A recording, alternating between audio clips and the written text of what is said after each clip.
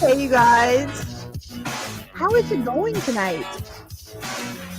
I feel like it's been 10 years since I've done this. I'm so glad you guys are here to join me tonight for another Member Berries live stream. My name is Natalie from my so-called Gen X Life. For those of you that are new here, hello, hello, hello, hello. It's nice to see everybody again.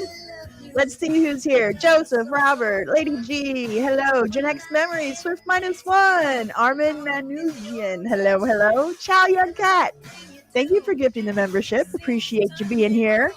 Lisa, Princess Warrior, Tigio Force, thank you guys. John Phantom is here. We have a new member named Chris, hello. So glad you guys are here. Lindsay, yo, yo, yo. All right, so I was supposed to clean myself up and take a shower before all this. I've been out in the heat and the sun and the humidity all day, so I look amazing. I just didn't have time. I didn't have time to shower and clean myself up, so you're getting the nice July in Missouri humidity version of me today.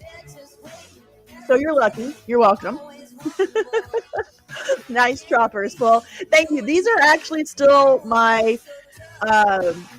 these are my healing denture, my final new denture that I have. They make my mouth so sore because I have to my mouth has to adjust to them, and so it's going to take like a couple of weeks before I can really wear them constantly. So tonight you're getting the denture, the healing denture, but soon I will unveil the permanent ones. Cool with occasional rain in Calgary. You crazy Canadians. You haven't showered either. Good deal, Rachel. It's so funny because I see, most, especially female YouTubers, when they do their live streams, they have this beautiful makeup and beautiful hair and everything. And I'm just like, that's just not happening here. Not that I don't want to make myself look nice, but sometimes there's just no time. So, it is what it is. Well, thank you, Robert. I appreciate it. It's okay. Yes, thank you. We're just hanging out with friends. There's no need to get all glammed up, right? Yes, real is better, I believe. I believe so, too. I saw a question here earlier in the chat about the new YouTube feature with these comments. Where is it at? Live from YouTube, it's Friday night, Natalie. Hi, Owen. Thank you, Joseph. Where is that? Where is it at? Okay, here we go. It's from Chow Young Cat. I don't understand the difference between top chat versus live chat. Does it filter things out in real time or only on replays? So this is a new feature from YouTube from what I understand. And so apparently top chat during a live stream are the top 5 commenters during the live stream. So it's kind of like, I don't know, a prestige thing, or trying to get in the top of the chat, especially when you're in a chat that has thousands of people in it. Here we have dozens, sometimes hundreds, which is awesome, and I'm super excited. So it probably won't be that big of a difference in a chat the size of mine, but it might be. So if you're the ones that are commenting the most and getting the most action on their on their comments, they go to this top chat feature. Apparently it's only during the live stream. For the replay, it's not a thing. That's what I understand it, but I don't know for sure. So guys, let me know what you think about that new feature, because YouTube's always looking for feedback on stuff like that. So if you like it, if you don't like it, and so that's what that is. And Lounginger says you get moved up in the rankings if you join as a member or super chat. That's correct. Yes. So that shows off the people that are doing super chats and members and all that good stuff. Thank you for pointing that out, Lounginger. Appreciate it. So so that's the new super chat feature. Another channel update. So last Sunday I was doing a live stream with my members, and we were watching an old TV movie from 1981, which is going to be in my next video, which should be out either tomorrow or Sunday. It'll be out this weekend. So we were watching an old TV movie from 1981. Wasn't even on YouTube. I had it on from another website. And about an hour and 20 minutes into the movie, of the hour and 30-minute movie, excuse me, about an hour and 20 minutes in, YouTube took it down, like took my live stream down, took me off, and gave me a community guidelines violation, or warning, I should say. At first, I thought it was a channel strike, but it wasn't, thank God. It was just a warning. It was a content warning for playing copyrighted content. Yeah, we were rudely shut down. And so the movie that I was playing was Harlem Globetrotters on Gilligan's Island. And literally a movie that's nearly 50 years old, and about got me in super trouble. So gotta love YouTube. And if I don't know if you guys follow creators like Professor of Rock and like music creators, there's been a big thing going on because YouTube has changed their copyright claim system. And everybody's getting claimed for using 2 seconds, 3 seconds, 5 seconds of music or movies or TV shows. And they're they're demonetizing the videos, and the big companies, the music companies, the TV production companies, they're taking all the revenue from the creators if they use just a snippet, even though it should be considered fair use. So there's a big thing going on right now with using copyrighted content. Doesn't matter how old it is. So you just got to be careful. I'm on probation for 90 days. So there's not a channel strike. I had to take a class, I know, like a 10-minute class where I had to answer questions. So I did all that. But anyway, so the moral of the story is that from now on, there will be no like watch with me or anything like that here on YouTube. Anytime I want to watch a movie or listen to some music, it's all going to have to be on the Discord, unfortunately. So that means on this live stream on Friday nights, on our Member Berries live stream, we got to limit it to like short, funny clips, like commercials or old, like the stuff that we've done, like watching the old network, what are they called? My brain is frying.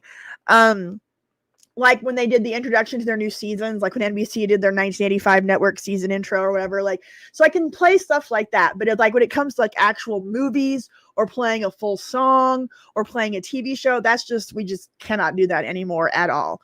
So I just got to be real careful. So I just want you to understand that's what we're up against. This is why we can't have nice things. Yes.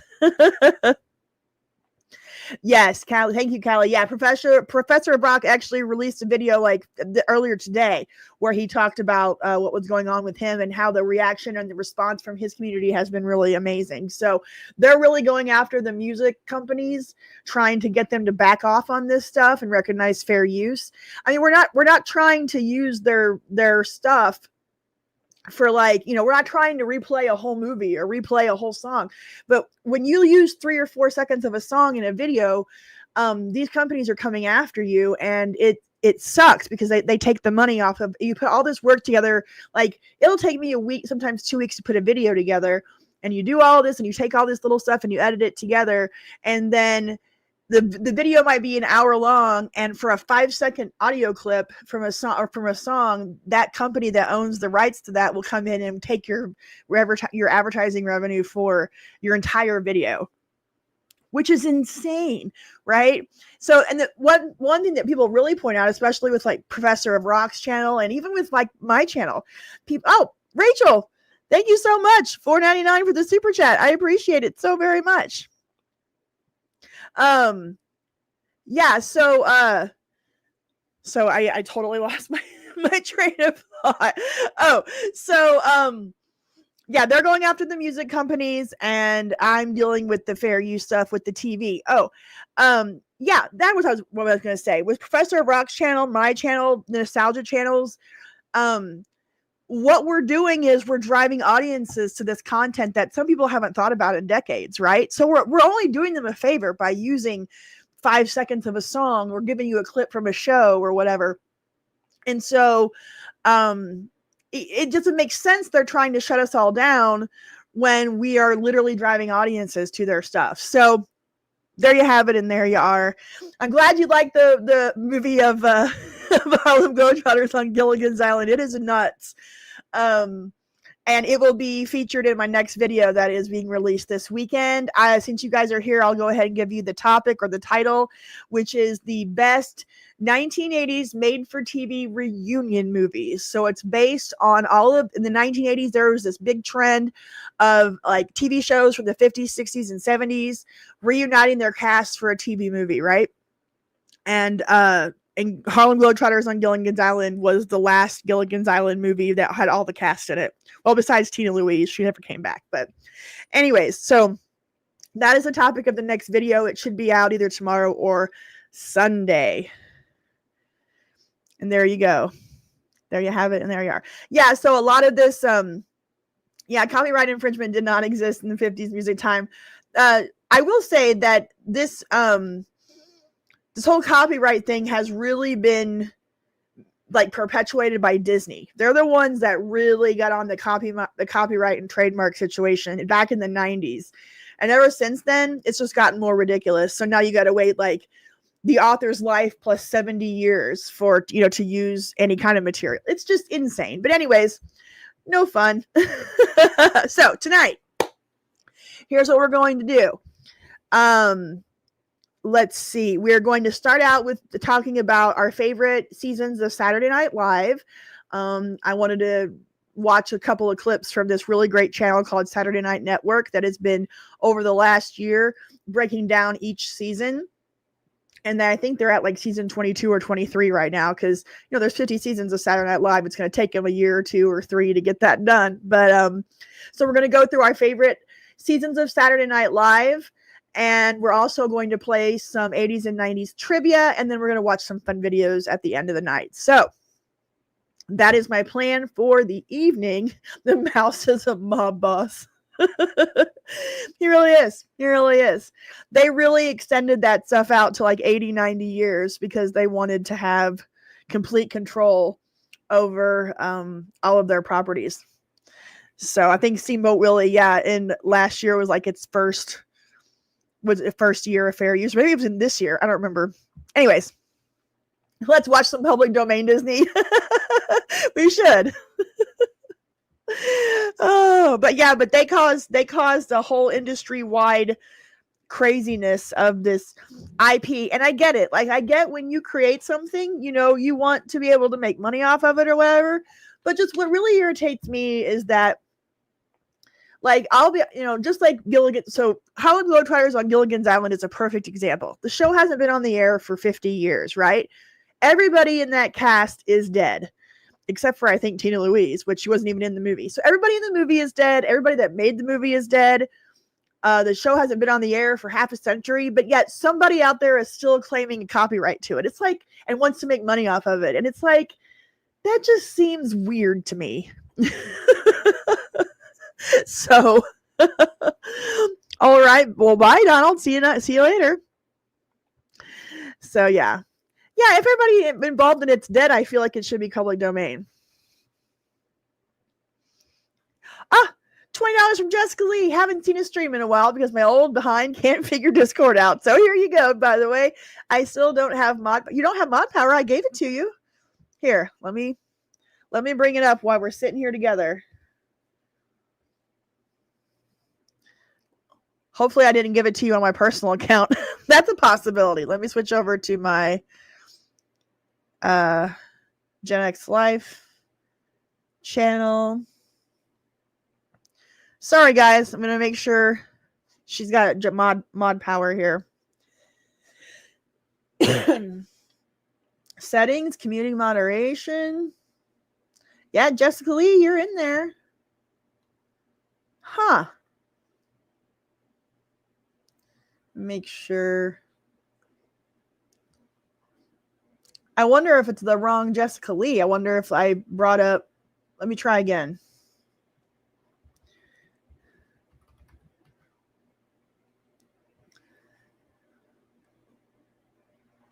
Well, because your picture in here looks different than the one from your doggy picture here in the stream.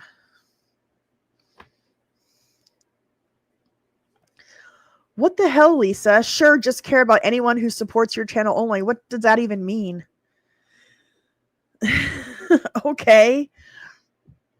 I'm sorry that I prioritize people that give money to super chat or to be a member of my channel. I mean, I'm not going to apologize for that. Okay, your picture is a dog. Let me see. Okay, I'll get on this while we're watching a video here in a bit. I put the wrong Jessica Lee in, so that's what happened. So, I do apologize. I will fix it. I wonder, does your handle have anything, like any numbers behind it or anything like that? Right? It was a weird thing to be mad about. Because I can't tell through StreamYard. It just says your name here. It doesn't give me like your full handle. Let me bring up the chat or the YouTube version of what we're doing here. Maybe I can see it. Nope, not that. Sorry, we're getting a little slow start here, but I want to make sure that everybody's got what they needed to get here. Your picture is your dog. All right. Yeah, Jessica, if you'll check on that for me and let me see, like, because like my personal YouTube has my name, then it has numbers behind it, right? So I just want to make sure I get the right Jessica Lee. All right. Lisa got scammed and plagiarized and nobody is paying attention. Like from this channel? Because you did not get scammed and plagiarized on this channel. So you can't be coming into my chat and making accusations like that. If you got scammed or plagiarized elsewhere, that's fine, but that's not a topic of discussion for my live streams. So anyways, okay. From your messages. Okay, well, I'm sorry that you got scammed from your messages, but people are thinking that you're coming into my chat and accusing me of scamming and plagiarizing, and that's not going to work. That this is not the place for that discussion, okay? I'm very nice and I'm very cool about who comes into my chat and what we talk about, but the subject has got to be Gen X, 70s, 80s, 90s, right? What I do here on my channel, the videos I make on my channel, the topics amongst our group. So let's not be coming in here talking about scams and plagiarism, okay? All right. Now I got to be really careful. Can you please show us clips of the first episode of NBC's Helltown with Robert Blake at the end? I don't know. I'll have to look and see.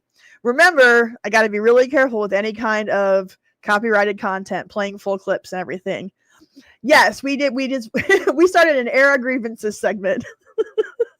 It's Festivus. You just didn't know it. Let's get back to the fun. All right. So Saturday Night Live, favorite seasons. Now, I'm going to go ahead and right off the bat, and for me, say that anything from the last 12 years, like seasons 30, let's say seasons 40 to 50, will not be on my list.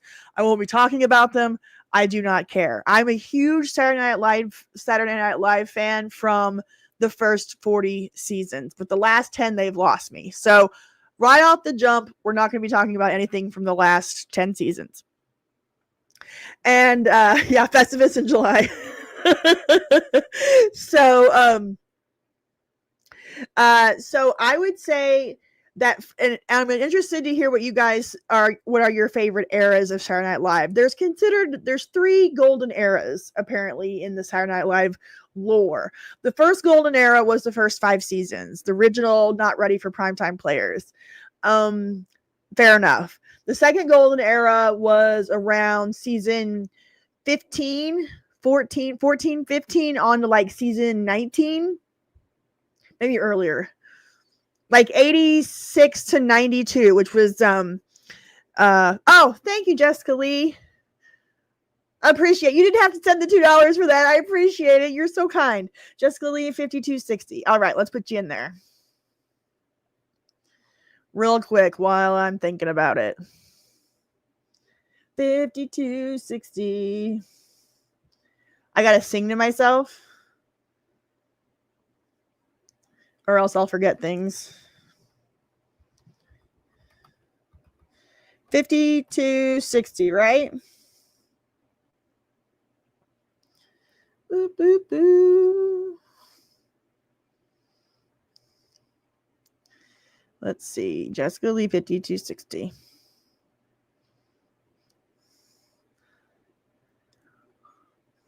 All right.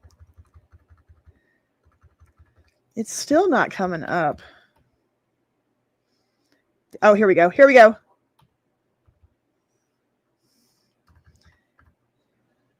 I'm going to get it. All right. It's still not coming up. I'm sorry, Jessica. I promise I will get on this after the show and make sure that you are a moderator. You deserve it. You have supported this channel like crazy, and I super, super appreciate it. So I will get it done when I'm not streaming, okay? And then next week you can take that power and wield it as you prefer. Chow Young Cat, $5. A hug for Lisa Ramos Montalvo. That's very kind. Yes, let's give her a hug. Absolutely. I love that. Gobbledygook. Party on Wayne, party on Garth. Yes, that's the second golden age of Saturday Night Live.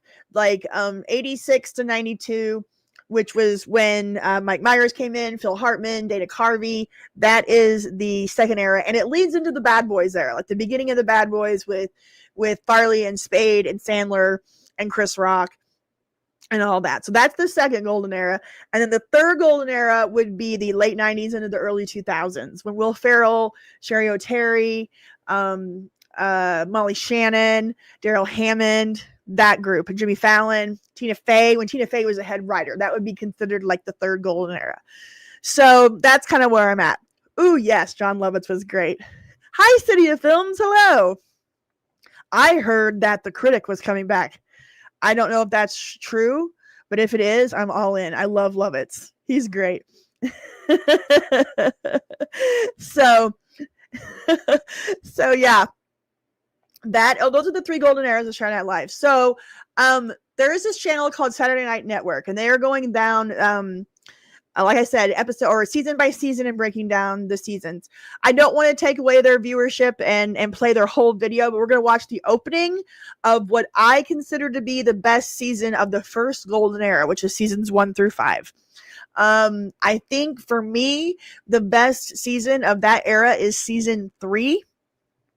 So we are going to watch a little bit about what they have to say about season 3 of Saturday Night Live. So let me bring that up. And then we can talk a little bit more while we're watching. All right. Let me bring up. So if you guys love Saturday Night Live and you have not subscribed to Saturday Night Network, I highly recommend it. They do amazing content for SNL. The guys that run that channel are truly, truly in love with the show and the lore and everything. And they do really great work. They go and they actually interview people that were on the show. They went to the 50th, the big event for the 50th anniversary or the 50-year celebration. And they also have people that come in and do interviews and live streams on their channel. So let's go ahead. We're going to watch a little bit of the story of season 3, and then we'll talk a little bit about Eddie Murphy and what happened then. And then we will get to the era that I think is probably everybody here's favorite. Which my guess is the second golden era. That's my guess. So let's see. Let's go ahead and get season 3, the story of SNL season 3. Everything you need to know about Saturday Night Live with John Schneider and James Stevens. Welcome, everybody, to everything you need to know about Saturday Night Live. My name is John Schneider from the Saturday Night Network. And I'm James Stevens, and we continue to explore season by season the cast members, sketches, characters, and backstage stories that have made SNL a television institution. So welcome to everything you need to know about season 3 of Saturday Night Live. The ratings and reviews for Saturday Night Live continue to climb this season as we are introduced to some new characters as well as many unforgettable hosts and musical guests that have now made fans describe season 3 as one of the best seasons of the show. Okay, now. The entire cast from the previous season returned for season 3 with some notable additions. Writers Al Franken and Tom Davis, who for the past 2 seasons had occasionally performed segments on the show, were now credited as featured players. Added to the writing staff was Brian Doyle Murray, Second City alum and brother of cast member Bill. Season 3 premiered on September 24th, 1977, with Steve Martin hosting for the third time. This is what Steve is doing now. The season premiere features an entirely new opening montage and a fresh take on Weekend Update. I will say that one of my earliest memories, right? So I was born in 77. My parents, so right when this season 3 actually was my birthday. I was born during season 3. Holy crap, I just realized that. So I was born during season 3. And one of my earliest memories is Steve Martin on Saturday Night Live with the arrow through his head gag and then doing the King Tut dance. That's one of my earliest memories. My parents loved Steve Martin and SNL, still do. The Jerk is one of my favorite movies, which came out in 79. So those are some of my earliest memories of anything pop culture. So yeah, these recaps are really, really great. So what makes this so great? So the first season had Chevy Chase, right? And then he got really too big for his britches and wanted to become a movie star. So he bounced out at the beginning of season 2. So we're talking, the cast here is Gilda Radner, John Belushi, oh my gosh, I'm going to totally, Jane Curtin. I'm going to get it all. Garrett Morris, Dan Aykroyd. Let's see. There was Lorraine Newman. So this was a really, really great cast. And then after Chevy Chase left, then Bill Murray came in, right?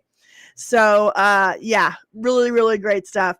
It took him a year. That first season was a little rough. They were trying to figure out what they were doing, right? There was still some good stuff in there, but they had to try to figure things out. Season 2, they got a little better. And by season 3, they were really cooking with gas. So that's why I really like season 3. So we'll watch a little bit more about this intro and what's going on in season 3. And then I'll get to your comments and super chats. And we'll get on to Eddie Murphy and then to the second golden age.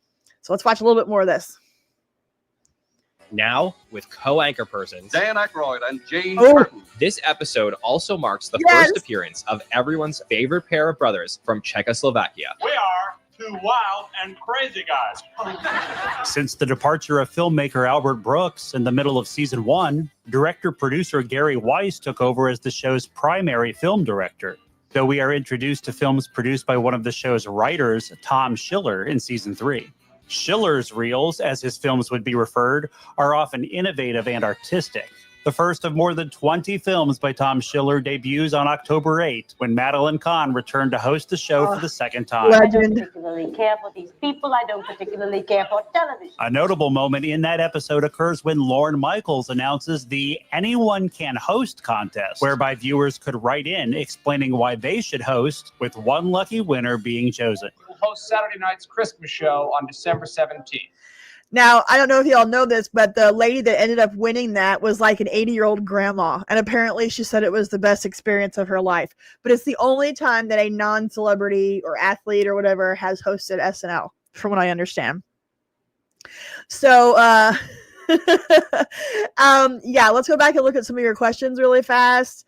Let's see. Yeah, Lorraine Newman, Chevy Chase thought he was going to replace Johnny Carson. Really, I thought Chevy Chase thought he was going to be a movie star. But maybe he did. I mean, I can't imagine having the balls to think that you're going to replace Carson, especially in the 70s. Yeah, there wasn't anything else on TV to give them a successful model. That is correct. So it took them a couple of years to try to figure out what they were doing. Now, there was a show on ABC actually called Saturday Night Live, which was hosted by Howard Cosell, which is why Chevy Chase on the opening first show said live from New York, it's Saturday night, because Saturday Night was the name of their show, not Saturday Night Live. They didn't get the Saturday Night Live title until I think maybe season 3 or 4, somewhere in there. So yeah, so they were creating something very new. It had some influence from like, what was the show that Goldie Hawn was on in the late 60s? My brain, I'm starting to think that something's wrong with me. Laughing. Oh. So there were variety shows around, but what SNL was doing, what Lorne Michaels was doing was something, his own thing. Now, one thing I do know is that he also created it with, the guy that was Dick Ebersol, the guy that would come in and take his place later on. So I thought this was a whole like totally Lorne Michaels situation, but it wasn't. Lorne Michaels co-created this with Ebersol, but Ebersol was part of the network, and then Lorne took over and ran the show. Yeah, Lorne Michaels was a writer at Laugh-In. That is correct. Yes. All right, here we go. Playboy founder Hugh Hefner would host the next week. Thank heaven for a little girl. That's creepy. The Charles Grodin episode, the 50th episode of Saturday Night Live, is famously remembered to contain a runner throughout the show. You do this actually live? Yeah. Grodin's breaking character and clumsy performances are allegedly due to his missing rehearsals all week. The episode features another Simon and Garfunkel reunion. I'm sorry. I'm really sorry, everyone. Yes. And the debut of two beloved Gilda Radner characters. Yes. Coming is the very wicked Queen of Germany, Queen Dufferlupsen. Judy Miller, an imaginative young girl, and the unforgettable Rosanna Dana. A lot of customers complain about hair in their burgers. The next episode features Ray Charles pulling double duty as host and musical guest. See clearly now that the rain is gone. Followed. Yes. Okay, you're right. It was Rowan and Martin's Laugh-In, and then there was also the Smothers Brothers. So there was some influence from both of those, and then Carol Burnett as well, right? Carol Burnett did some great sketches, but that was definitely, I don't know, it wasn't live and it wasn't as crazy, but yeah. Hey Terrell, hey Gobbledygook, hey AZ Coyote, hello Indigo. I want to make sure I say hi to everybody. Daniel, Charlie, Boxing and Bulldogs, I love it. All right, let's continue a little bit more here.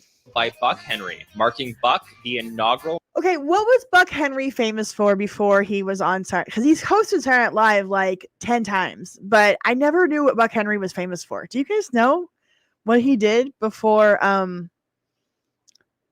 he did Saturday Night Live? I'm truly curious. Was he a writer and comedian? Well, that makes sense, right? He must have written something or been a comedy writer of some kind. Oh, he co-created Get Smart with Mel Brooks. Thank you so much. That's interesting that you even say Get Smart, because Get Smart Again is on my list of TV reunion movies in my next video. Okay. So it was Get Smart. Thank you guys. This is why I love talking with y'all, because on those things that I don't know, you guys always fill me in right away. I love it. Member of the Five Timers Club, the so-called organization for frequent hosts of the show. The experiment was a big success, and almost all of them came out of the closet. Buck Henry uses his monologue to introduce the 5 finalists for the Anyone Can Host contest. A is the gov, B is the co-ed, C is the unemployed kid, D is the mom, and E is granny. This episode also aired a famous commercial parody with John Belushi, Little Chocolate Donuts. They taste good, and they've got the sugar I need to get me going in the morning. The donuts of champions. Actress Mary Kate Place hosted the first episode in December. Let's make this the peppiest show ever. Followed by the winner of the Anyone Can Host contest, 80-year-old Miskell Spillman. In addition to being the only episode in the history of SNL hosted by a non-celebrity. I've had the most wonderful time I ever had in my life. Another notable moment was the second performance from musical guest Elvis Costello. Costello started to play Less Than Zero, then stopped his band. I'm sorry, ladies and gentlemen, there's no reason to do this song here. Elvis proceeded to play Radio Radio, a song which criticized the commercialization of television, which NBC asked him not to play. 1978 begins with Steve Martin returning to host for the second time this season, followed by Robert Klein's second time hosting since early season 1. It keeps me young. It keeps me collegiate. The Robert Klein episode marks several firsts, including the debut of band member Paul Schaefer's impression of American rock producer Don Kirshner. I totally forgot Paul Schaefer was on Saturday Night Live. Like, Schaefer was always Letterman's sidekick, right? In my world. Oh, speaking of Letterman, oh my God. Like, the first institution of late night is going to be put in its grave in May. I swear to God, even I don't care what you think about Jimmy Fallon, they better not get rid of the Tonight Show. You cannot get rid of an institution like that. It was bad enough to get rid of the Late Show, but I hope they don't get rid of the Tonight Show. But they definitely need to like update what they're doing now in late night television because nobody's watching them. Sad. Welcome to Rock Concert. It takes us for the first time to the Olympia Cafe and introduces lovable nerds, Todd and Lisa. This episode also delivers an interesting through line that begins with a weekend update report. Well, that Russian satellite filled with 100 pounds of highly radioactive uranium-235 has finally turned up in, of all places, a Nova Scotia lobster bed. Scientists say that the radioactivity has had no significant effect on marine life in the area, except that the lobsters are now as large as helicopters and you can read in the dark with a mackerel. Later in the episode, we learn more about the lobsters through an update bulletin. Minutes ago, President Carter declared a state of national emergency and assured the American people that there was no cause for... Well, is that all there is?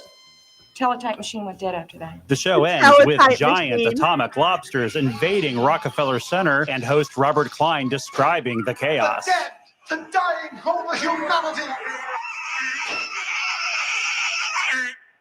February started out with Chevy Chase returning to Studio 8H as the first former cast member to return and host the show. Really miss the show. I'll tell you one thing I miss more than anything.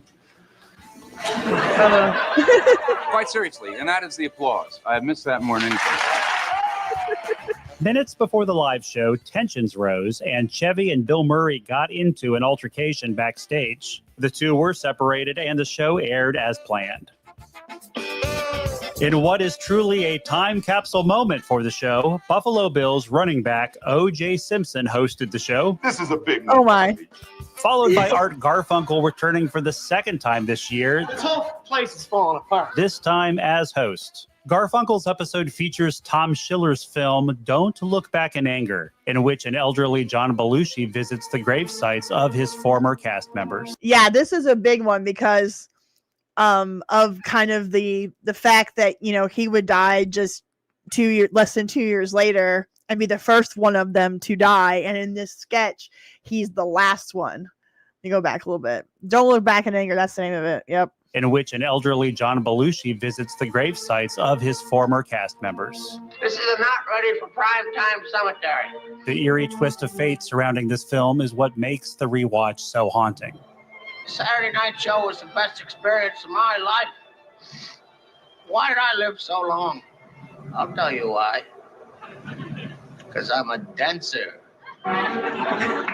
Next, Jill Clayburgh returns to host. My goodness. All right. So that's the first part of season 3. Actually, I played way more of it than I planned. So there was some really great things going on in season 3. Yeah. So sad we never got to see him be old. Right? He would be what, about maybe in his late 70s or 80 at this point. So yeah. It's really interesting. You know, even Saturday Night Live now, you know, nobody watches network TV. If you're under, like, we are the last generation of people that even like considers watching network TV. I think if you're under 40, like, it's just not even a part of your like entertainment landscape. Like, it doesn't even occur to people under 40 to turn on network television to be entertained. So it's going to be really interesting to see what happens with it over the next 5 to 10 years. All of the institutions that we know and love, like late night television, SNL, Late Show, Tonight Show, all that stuff, is probably going to go by the wayside. I don't know how you rectify that. Like, comedy to me has just been completely obliterated in the last 10 years. Like, nothing is made that's funny anymore because you don't want to hurt people's feelings, and that's stupid. Yeah, like, a lot of us don't even watch, even people our age. Like, I haven't had actual live television. Like, I used to have Hulu Plus Live. I think before, like, I got rid of cable, cut the cord, but then I still had Hulu Plus Live, so you could have your networks and your cable channels. But now I don't even have that. Now I just have Hulu and Prime Video and Netflix, and I don't watch anything from broadcast TV like live. I don't watch any of that. It's really weird, and I don't know how they're going to I don't know how they're going to fix all of that, right? I don't know how they're going to, even if it's fixable, but they destroyed their own industry. Nobody buys DVDs anymore, so there's no physical media, and nobody watches broadcast TV anymore. Everything's streaming, and it's gone or can be changed immediately, or and it's just bizarre. It's just I don't know. It's going to be interesting to see how they if they can work this out and how.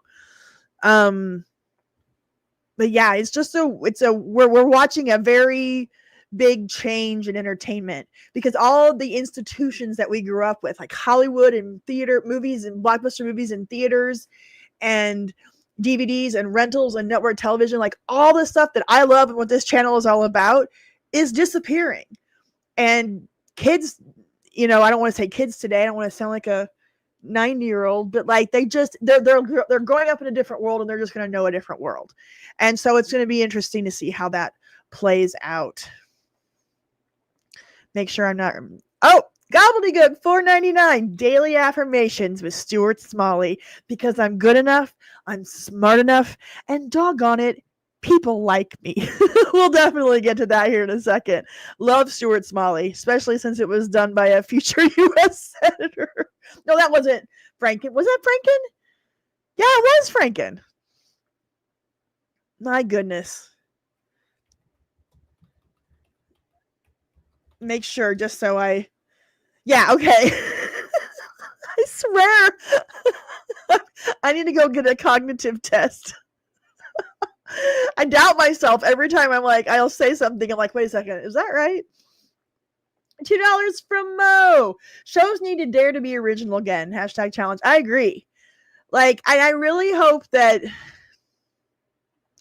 Yeah, Shane Gillis is definitely, boy, his stand-up at the ESPYs was well done. But how do you bring back, like, because for me, TV was the common denominator in culture, right? It's what allowed us to have shared experiences. Some TV shows, especially in the 70s and 80s, were getting 50, 60, 70 million people watching every week. And that was a common experience. And we'd all go to work and school the next day and talk about it, right? We don't have that anymore. But there's got to be a way to bring that all back. There's got to be. And, with the whole dead internet theory, the internet's dead, right? So I feel like we haven't even begun to see the evolution of entertainment. I think, it's going to be interesting to see what happens. 2024 was the first year you didn't watch a movie in theaters.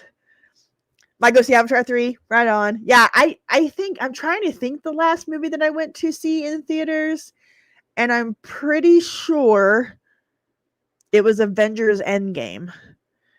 I think. I haven't gone, like, after the country shut down and everything, or the world shut down. I don't think I ever went back to the theater after that. I think that, I think Avengers Endgame was the last one I saw in the theater. Y'all saw Superman? I've heard mixed reviews on that. Yeah, 8 to 10 million people would watch wrestling on Monday nights. Absolutely.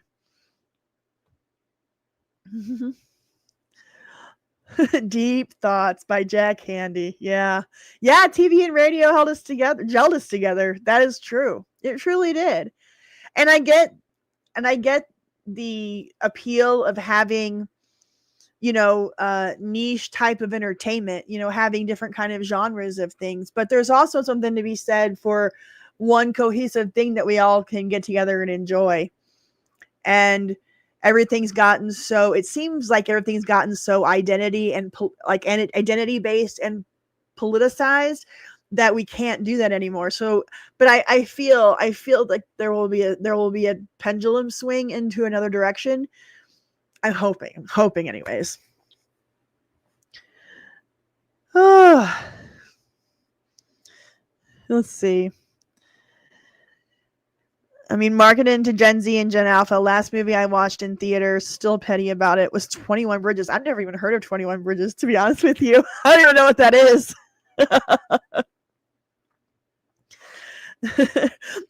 my so-called Gen Alpha kids will just reminisce about memes. That's the thing. Like, their entertainment is all TikTok videos and memes. And like, how do you, and even music that they listen to, there's not a lot of new stuff, but when it is, it's all like separated out and fragmented out on Spotify and on YouTube or whatever. But what I have seen is a big trend with kids listening to our music. I think 80s and 90s music, even 70s, I would say, is becoming just as big as it was back in the day. What they should do is just bring back, or just all of the networks should just start programming their channels like it's 1987, and all the radio stations should start programming their stations like it's 1994. And I think you'd probably be pretty successful. Oh, all right. So, after the first 5 seasons of Saturday Night Live, Lorne Michaels left the show, and the not ready for primetime players all moved on to do different things. So in season 6, they brought in a completely new cast and a new executive producer with Dick Ebersol. This is, for many, considered a dark age of Saturday Night Live, with the exception of Eddie Murphy, because this is when Eddie Murphy was on the show, was during the Ebersol era. He was only 19 years old, I think, when they brought him on. Because he tried to get the lady that was the producer, the showrunner the first season. I can't remember her name, but she wasn't there very long. But she did hire Eddie Murphy. He came on as like a bit player at first, and then they realized pretty quickly that he was going to be a pretty big deal. Jean, that's her name, Jean Dumanian. Yeah, the 80-81. Yeah, that six season was 80-81, and of course, yes. Okay, Joe Piscopo. He was actually kind of the glue that held that together outside of Eddie Murphy's superstardom. So let's watch a little bit. Even though I wouldn't consider anything in the Ebersol era to be one of my favorite seasons, I still think that it gets ignored too much. So let's watch a little bit about what happened in season 6. And we'll go and season 7. So let's see here. Let me get to season 6. Because I still find this very interesting that even though, they're not considered to be very great seasons or episodes, I think it's still worth looking at. Good night. Everything you need to know about Saturday Night Live with John Schneider and James Stevens. Welcome, everybody, to everything you need to know about Saturday Night Live. My name is John Schneider from the Saturday Night Network.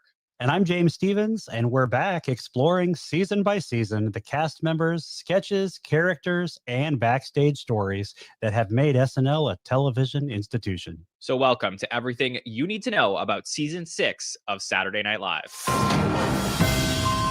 By the time the season 5 finale went off the air, executive producer Lorne Michaels was looking forward to some time off from the show. Citing fatigue and burnout, he requested an extended hiatus in order to return fresh with what was likely going to be a reimagined Saturday Night Live.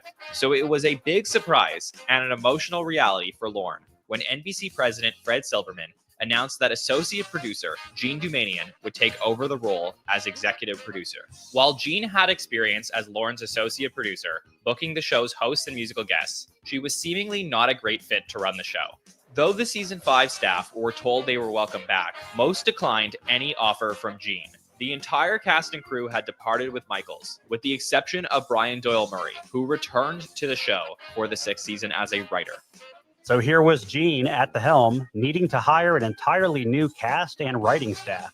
For the cast, Jean would hire Denny Dillon, 29 years old from Cleveland, who appeared on Broadway and in the film Saturday Night Fever. She also previously appeared on SNL's 3rd episode with her comedy partner, Mark Hampton.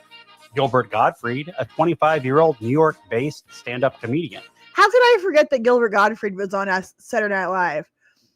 Like, even though it was during the dark era, the Ebersol era, whatever you want to call it, how could I not remember this? Gail Mathias, a 26-year-old actress from South Dakota. Joe Piscopo, a 29-year-old stand-up comic from New Jersey. Anne Risley, a 31-year-old actress who had worked on some Woody Allen projects.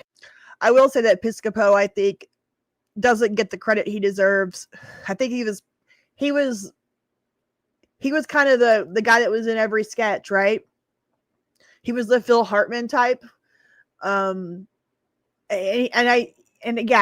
don't think he was as bad as people think. Actually, I think he's pretty talented. And was a close friend of Gene. And Charles Rocket, a 31-year-old actor who had been working as a network news anchor. The cast was joined by an entirely new writing staff, some of whom included Barry Blaustein, Ham Norris, David Sheffield, Mason Williams, and Terry Sweeney, who would join the cast a few years later. Season 6 premiered on November 15, 1980, with a new moniker, Saturday Night Live 80. Elliot Gould returned to host for his 6th time to usher in the new era. The cold open has Gould in bed with the new cast members, a play on Gould's 1969 film, Bob and Carol and Ted and Alice, with each of them comparing themselves to the original cast. I'm kind of a cross between John Belushi and that guy from last year. He did the Rod Serling. Nobody can remember his name. Harry. Yeah. While we are... I think that's a fair, Callie Ray. The Dick Ebersol era of SNL was one of the most underrated eras of the show's history. If it weren't for Eddie Murphy, Joe Piscopo, and Julia Louis-Dreyfus, then the show wouldn't be on the air today. And I think you're right. I think during the first 15 to 20 seasons, there was always this cloud over the show that if it, dipped in quality, the audience went down, then it could be canceled. And there were times, I think, right when Lorne came back, there was an issue with whether or not they were going to cancel it, and around season 20. But then after that, it just went away. But yeah, I think it is an underrated era, and there are some good things there. I think it was just so jarring to people because it was so different from the first cast and from the original Michael's first 5 seasons. And, it was just, I mean, what TV show completely changes its cast, right? That's not something that you do. That's a very difficult thing to pull off. And the fact they pulled it off is actually pretty impressive. But honestly, I think Eddie Murphy was the ultimate reason why, as great as Piscopo was and Julia Louis-Dreyfus and all that, I really think that if it wasn't for Eddie, it probably would have been canceled. Are now used to cast turnovers. This was the first time in the show's history that an entirely new cast replaced an outgoing one, and it took a while for the public to accept the new stars. You gonna be all right? Dennis, yeah. All right? Sure. I'm live from New York. It's Saturday night. This episode also debuted a new era of Weekend Update, anchored by Charles Rocket. Good evening. I'm Charles Rocket with Weekend Update. Though he closes the show by saying, "We're going to be around forever." This would be the last time Elliot Gould would host the show up to this point. The second episode is hosted by English actor Malcolm McDowell and would prove to be more challenging than the first. McDowell explains in his monologue that his green card had expired and rehearsals needed to be stopped during the week so he could renew it. Thanks to NBC and their considerable clout, I was spared the torture of waiting on lines for hours. At the end of Captain Beefheart's second musical performance, an audience member can be heard yelling, "Shit!" This episode does contain an exciting moment if you catch it. Talent coordinator Neil Levy, who happened to be Lorne Michaels' cousin, had been getting calls from a 19-year-old kid who was desperate to get on the show. After many calls, Levy brought him in to audition and was floored by how funny he was. Levy recommended to Jean that she hire this eager performer, but she wasn't interested. She certainly was in need of a non-white cast member, but wanted instead to hire Robert Townsend. Levy had been growing tired of some of the decisions that were being made and now was threatening to quit if Jean didn't make this hire. Ultimately, she relented, and so, in the Mutually Omaha's Wild Kingdom sketch, we are treated to Eddie Murphy's network television debut, albeit as a background part without any speaking lines. Oh, wow. Our third show, with host Ellen Burstyn, features the first appearance of Joe Piscopo's happy-go-lucky, high-voiced, proud to be from New Jersey, Paulie Herman. I'm from Jersey. Are you from Jersey? Of course, Yes, Eddie Murphy was hired before all of his big stand-ups. Yeah, he was only like 18 or 19 when they hired him. He was a complete unknown. And then he did Trading Places. I was about to say Trading Spaces. Then he did Trading Places, and I watched a really good documentary about Trading Places this week that I might share with you a little bit. But yeah, so and then he did he did 48 Hours and Trading Places right at the same time, and that blew him up into a huge star. And then he did Beverly Hills Cop, and then he did his stand-ups, from what I understand. So yeah, he was a complete unknown when he got on SNL. Most notable is that this episode's installment of Weekend Update introduces the country to the talent that is Eddie Murphy. Oh, here we go. He plays Raheem Abdul Mohammed, a high school basketball player denouncing quotas for white players. All I'm saying is that y'all stay on the hockey courts and the polo field and let us stay on the basketball courts. Because if God would have wanted whites to be equal to blacks, everybody have one of these. Without wasting any more time, the next show, hosted by Jamie Lee Curtis, has Eddie Murphy now being credited on the show as a featured player. Eddie Murphy! He is joined alongside aspiring stand-up comics Matthew Lawrence and Patrick Weathers. Our Christmas show is hosted by martial arts film actor David Carradine. Martial arts film actor. That's very nice. You're right. Delirious came out right before Beverly Hills Cop. So he did Trading Places in 48 Hours. And then he did Delirious and Beverly Hills Cop. So you are correct. And let me tell you, I don't know about you guys, but back in my childhood, those comedy specials were like gold to be able to watch. I was only like 6 or 7 years old when they first came out, so they were not for people my age. But I remember getting into junior high, around 10 or 11. So mid 80s, when I think it was when Raw came out. Was Raw the one where he's in the red outfit? And boy, being able to see that or catch that when your parents weren't around was like a big deal.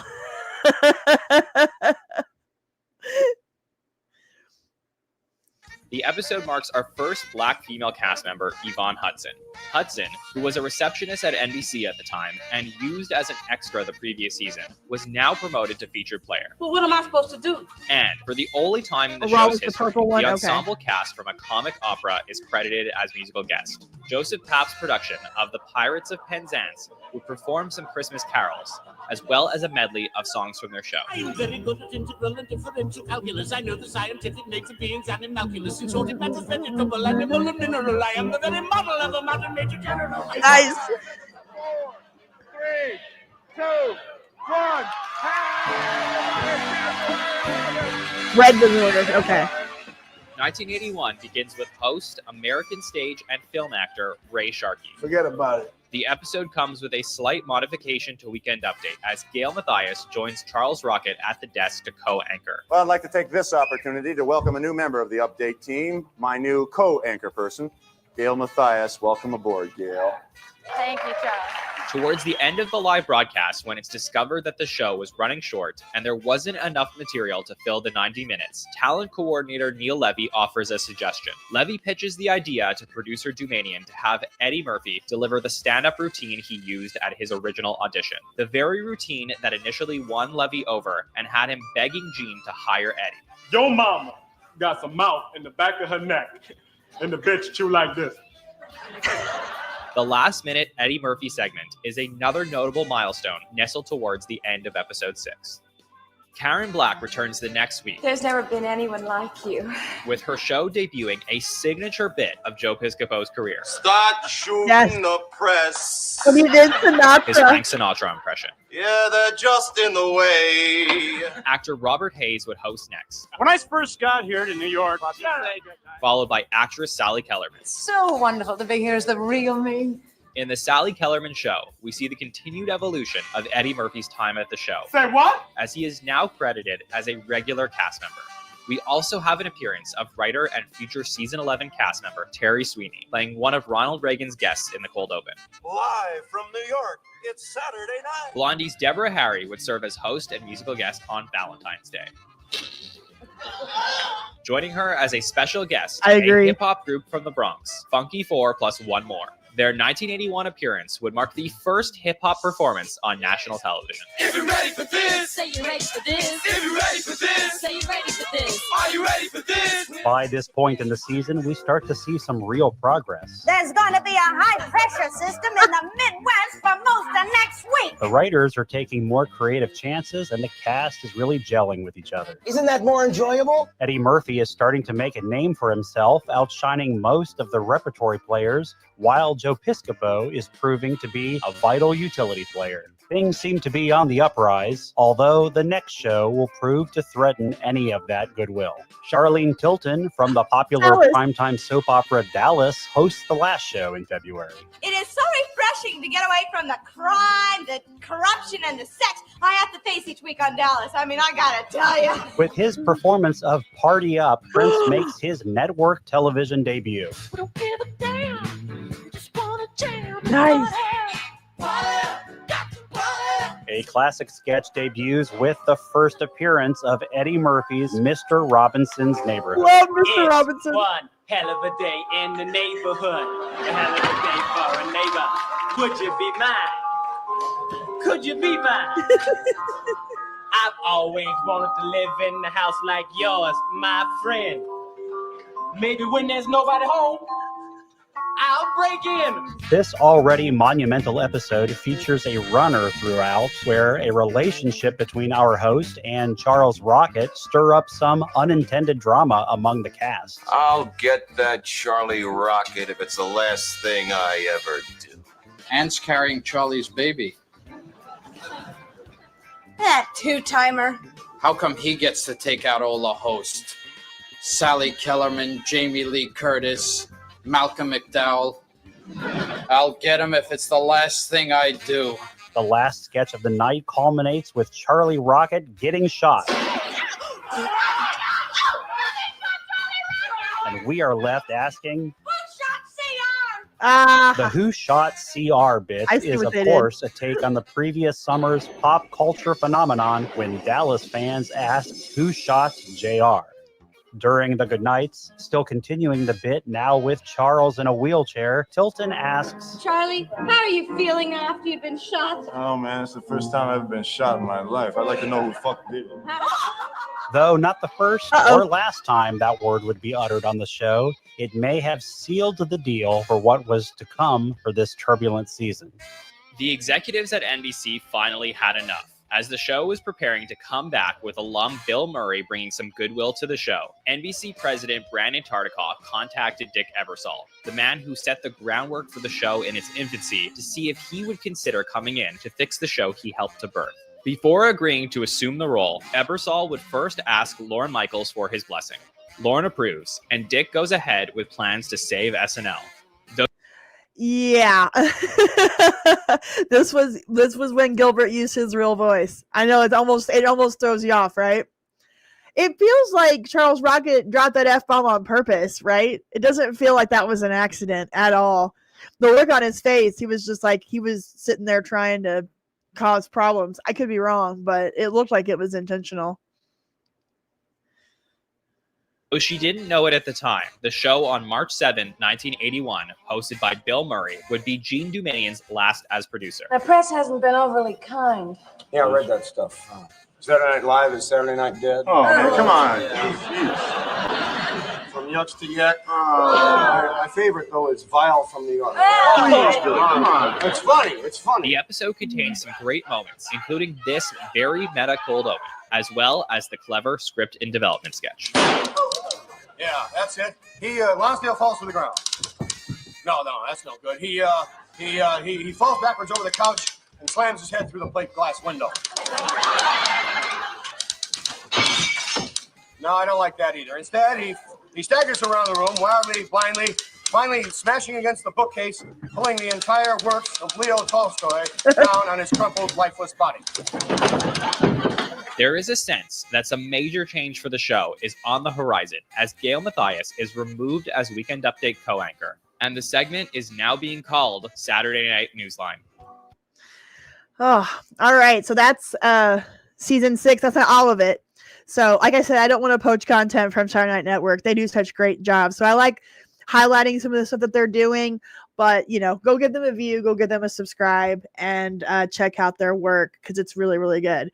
And yeah, subscribe here, like this video, like this live stream while you're at it. Join my Discord if you'd like to watch stuff with me or listen to radio throughout the day. A couple days a week, I'm playing like Casey Kasem's American Top 40 from different years.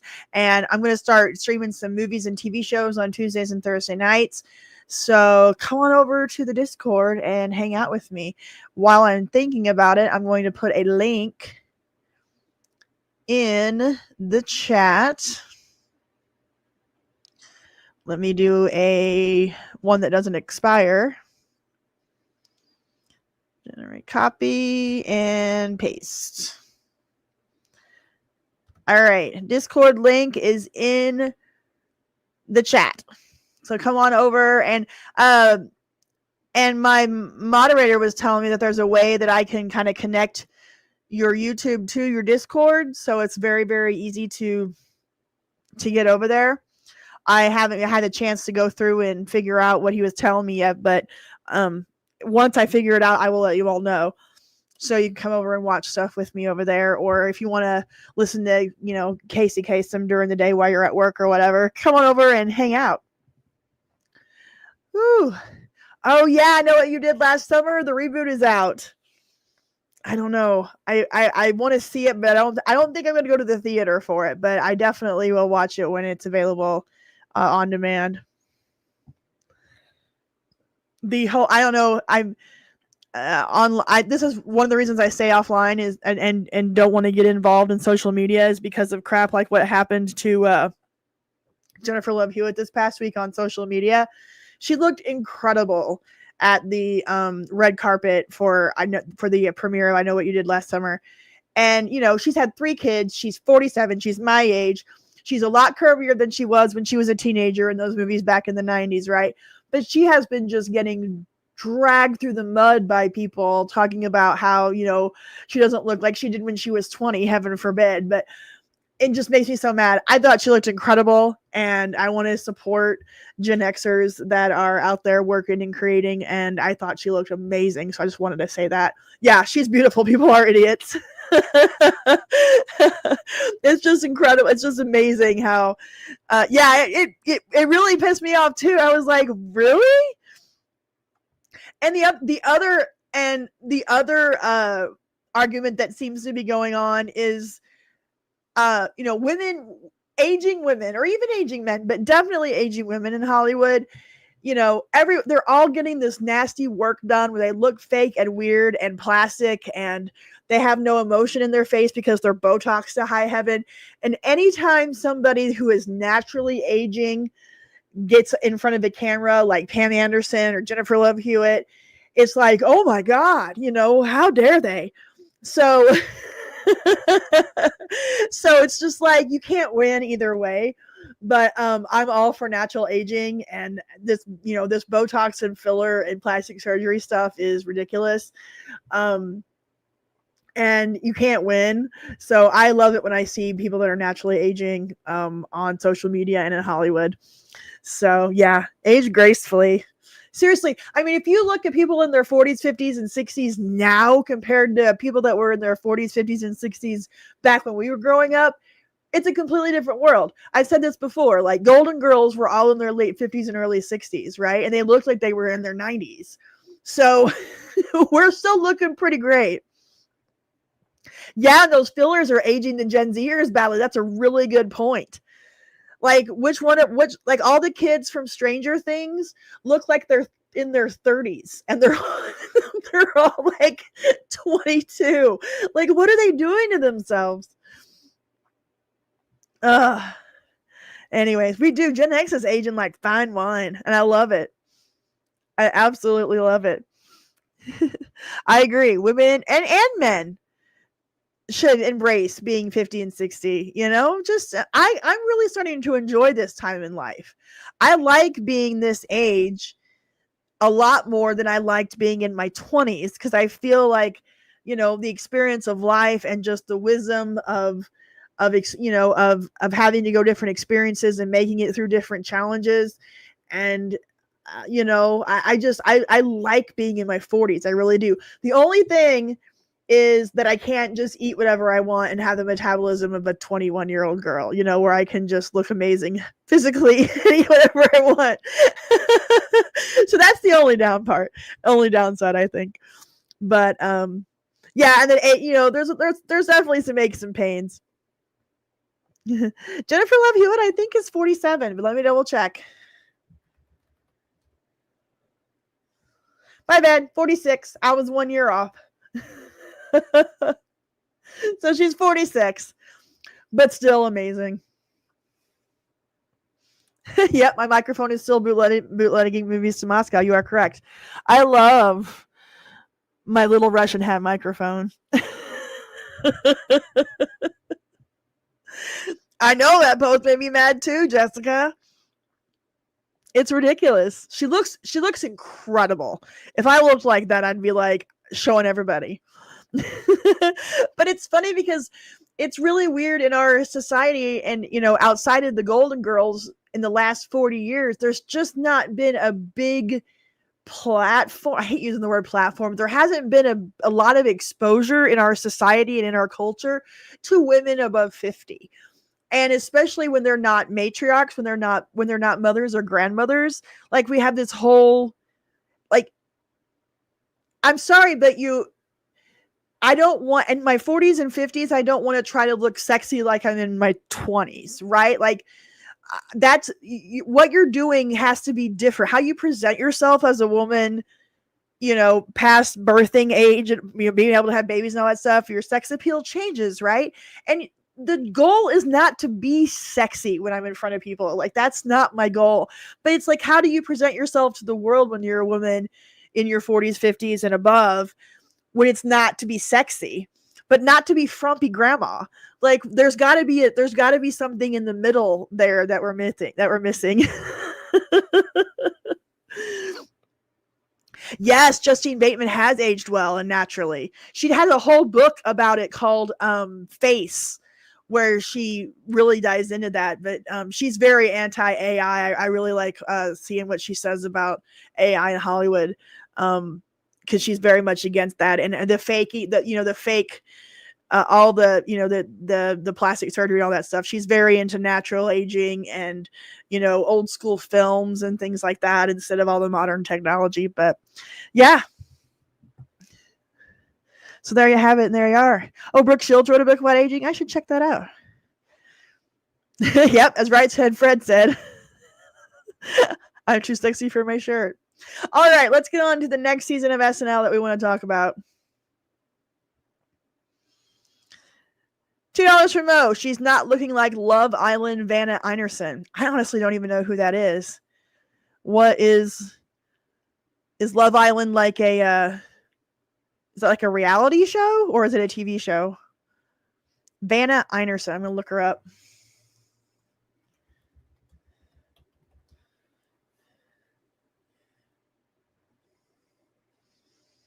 Oh my. She looks... I mean... is it the Instagram model thing? Like, there's so many plastic surgeries. She can't be like 25. Oh my God.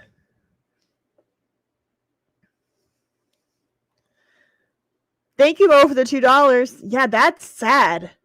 Why would you do that to yourself? It's so sad. She's only 21? Oh my God.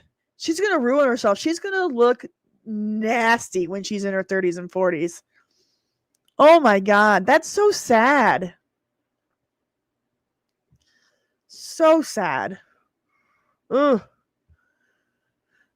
All right. Back to SNL because I've already been doing this for an hour. And we haven't even gotten to the trivia yet. All right. So Ebersol lasted 5 seasons. And during that time, Eddie Murphy would eventually leave. I think in season like 8 or 9, they had him record a bunch of sketches ahead of the season because they didn't want to lose him to the movies, but they knew they were going to. So they had him record a bunch of sketches at the beginning before the season started, and then they played those sketches throughout the season so he could go and do movies and whatnot. So he eventually left, I believe, around season 9 or 10. And then, in season 11, Lorne came back, and that's when they decided to go with the cast of Anthony Michael Hall and Robert Downey Jr. and Joan Cusack and all of that. And it was a complete and total disaster. So, the cat lady. I know who you're talking about. Oh, she looked terrible. All right, so let's watch a little bit about this season that Lorne came back. I know this isn't really a best of season, but I just like the story of it and kind of what was going on. So we're going to watch a little bit of that.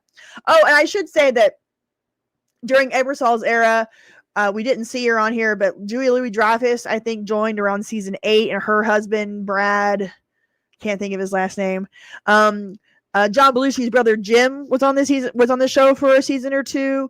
Martin Short joined because we had and then the guy from Spinal Tap. Is it Harry Shearer? Is that his name? Because they did the synchronized swimming Olympics video, which was really, really funny. And then Martin Short did like Ed Grimley and whatnot. So we had all of that. It wasn't going that great. So they completely got rid of everybody and then brought in a new cast again for season 11. So let's watch a little bit about season 11 and see how they came back when Lorne came back.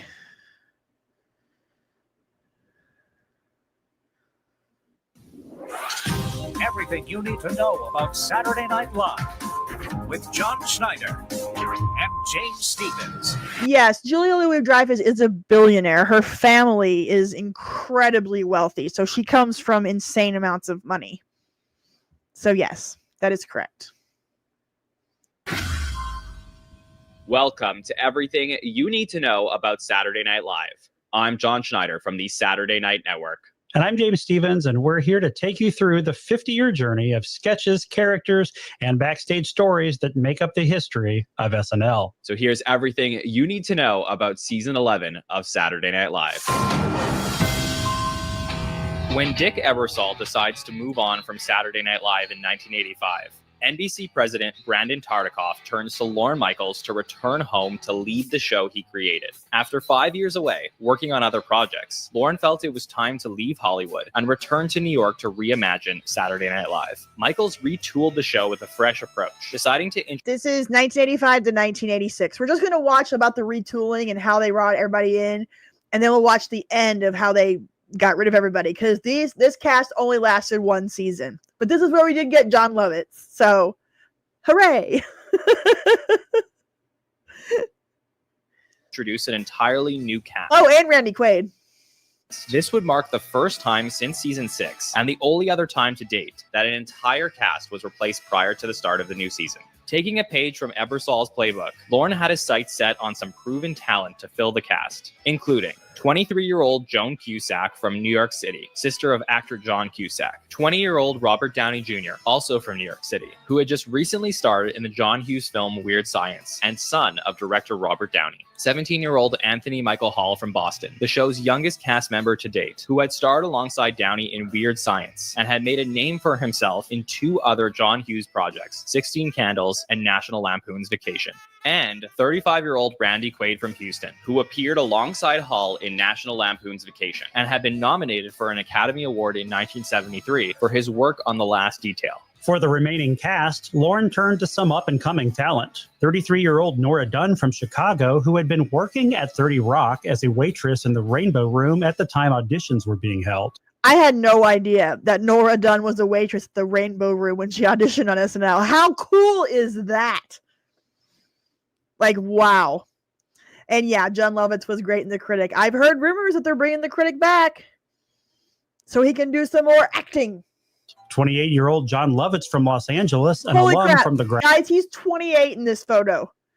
Hasn't John Lovitz been 48 his entire career, like 48 to 50 his entire career. 28.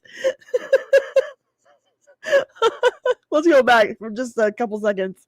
28. The room at the time auditions were being held. 28-year-old John Lovitz from Los Angeles, an alum from the Groundlings. 32-year-old Dennis Miller, a stand-up comic from Pittsburgh. 35-year-old Terry Sweeney from New York City, an SNL writer during the 6th season, and the show's first openly gay cast member. 31-year-old Denitra Vance from Chicago, a stage actor and Second City performer, became the show's first black female repertory player. And 25-year-old Damon Wayans, a stand-up comic from New York City, would be... Now, if you guys aren't familiar with the story behind Damon Wayans on Saturday Night Live, he only lasted like, I think 12 episodes, 10 to 12 episodes. He was not getting the screen time or the sketch time that he was wanting. He felt like he wasn't being used properly. So in the middle of the season, he's in this sketch where he's supposed to play a cop interrogating the Monopoly Man, I think it was, or was the Peanut guy? I think it was the Monopoly Man. And he's supposed to be this hard-nosed cop interrogating him, and he wanted to blow the sketch and get fired. So what he did was he did an effeminate, like kind of like a gay character, like he did on Men on Film in Living Color. And so he played the part completely differently live on air, and it infuriated Lorne, and he fired him right in the middle of the season. So that's the story of Damon Wayans. And then they brought him back at the end of the season so he could do his little bit of stand-up, but then he didn't come back until he hosted in the 90s. Credited as a featured player. Plenty of changes were made also to the writing staff as Lorne pledged to move away from safe recurring material and back into the thrills and risks of live television. The only holdovers from the previous season were Herb Sargent and Jim Downey, who would return as head writer. Don Novello was brought back, as well as original writers Al Franken and Tom Davis, this time as producers. Other members of the writers' room included stand-up comics A. Whitney Brown and Carol Leifer, writers Jack Handy and George Meyer, who had previously worked with Lorne on his short-lived 1984 sketch program, The New Show. Members of a new Canadian sketch troupe, The Kids in the Hall, Mark McKinney and Bruce McAuliffe, and comedy writers Lanye Laney, Robert Smigel, and John Swartzwelder. The season premiered on November 9th, 1985, with host Madonna and musical guest Simple Minds. Hi, everybody. My name is Madonna, and I'll be your comedy love slave for the evening. The episode marks a revamp of the SNL band, which is noteworthy in that this would be the first episode for band leader and guitarist G.E. Smith and saxophonist Lenny Pickett in the house band. A newly designed home-based stage is modeled after the Old World Theater, with the band playing in a loft above. Saturday Night News reverts back to its original name, Weekend Update, now anchored by Dennis Miller, who rarely appears outside of the update. Yes, that's the news. I'm out of here. We also see the debut of Randy Quaid and Terry Sweeney's Ron and Nancy Reagan impressions. I couldn't help but thinking Her Royal Highness isn't the only one who's married to a prince. Denitra Vance's teenage mom character, Cabrini Green Jackson. I speak for teenage mothers, I speak for just about to be mothers, and for don't want to be mothers. I've been all three. And Limits of the Imagination, a Twilight Zone spoof that would be a season 11 staple. We've managed to trace the calls. They're coming from inside the car. All right, I'm going to fast forward to the very end so we can get the season wrap up. Because it did not go well. Hey, I'm talking to you. And professional baseball player and manager Billy Martin. This is to raise money for the homeless.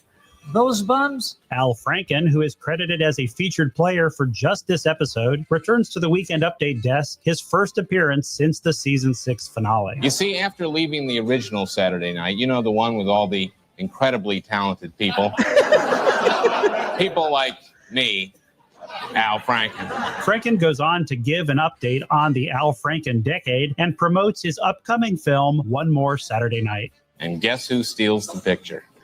That's right, me, Al Franken. And although he was fired from the show earlier in the season, Damon Wayans returns to perform stand-up. Your sister's so black, every time she go to night school, the teachers mark her absent. Closing out the episode, a now legendary sketch written by Robert Smigel and Bruce McAuliffe leaves us with a cliffhanger ending. Billy, you're drunk. Incorporating the episode's running gag of Billy Martin being fired by Lorne after his supposed drunken behavior. You're fired. Out of here. Good. Billy seeks revenge by setting the cast ablaze in a dressing room. Does anybody smell You guys remember this? gasoline? Listen, Michaels, if I'm fired, then I'm taking the cast with me. Billy, are you crazy? If you set the cast on fire, they won't be able to do the show next year. That's right, Big Shot. But not before Lorne saves one particular cast member. Do you guys remember who he saves? I'm interested to see. Do you guys, because he burns the cast, but Lorne saves one person.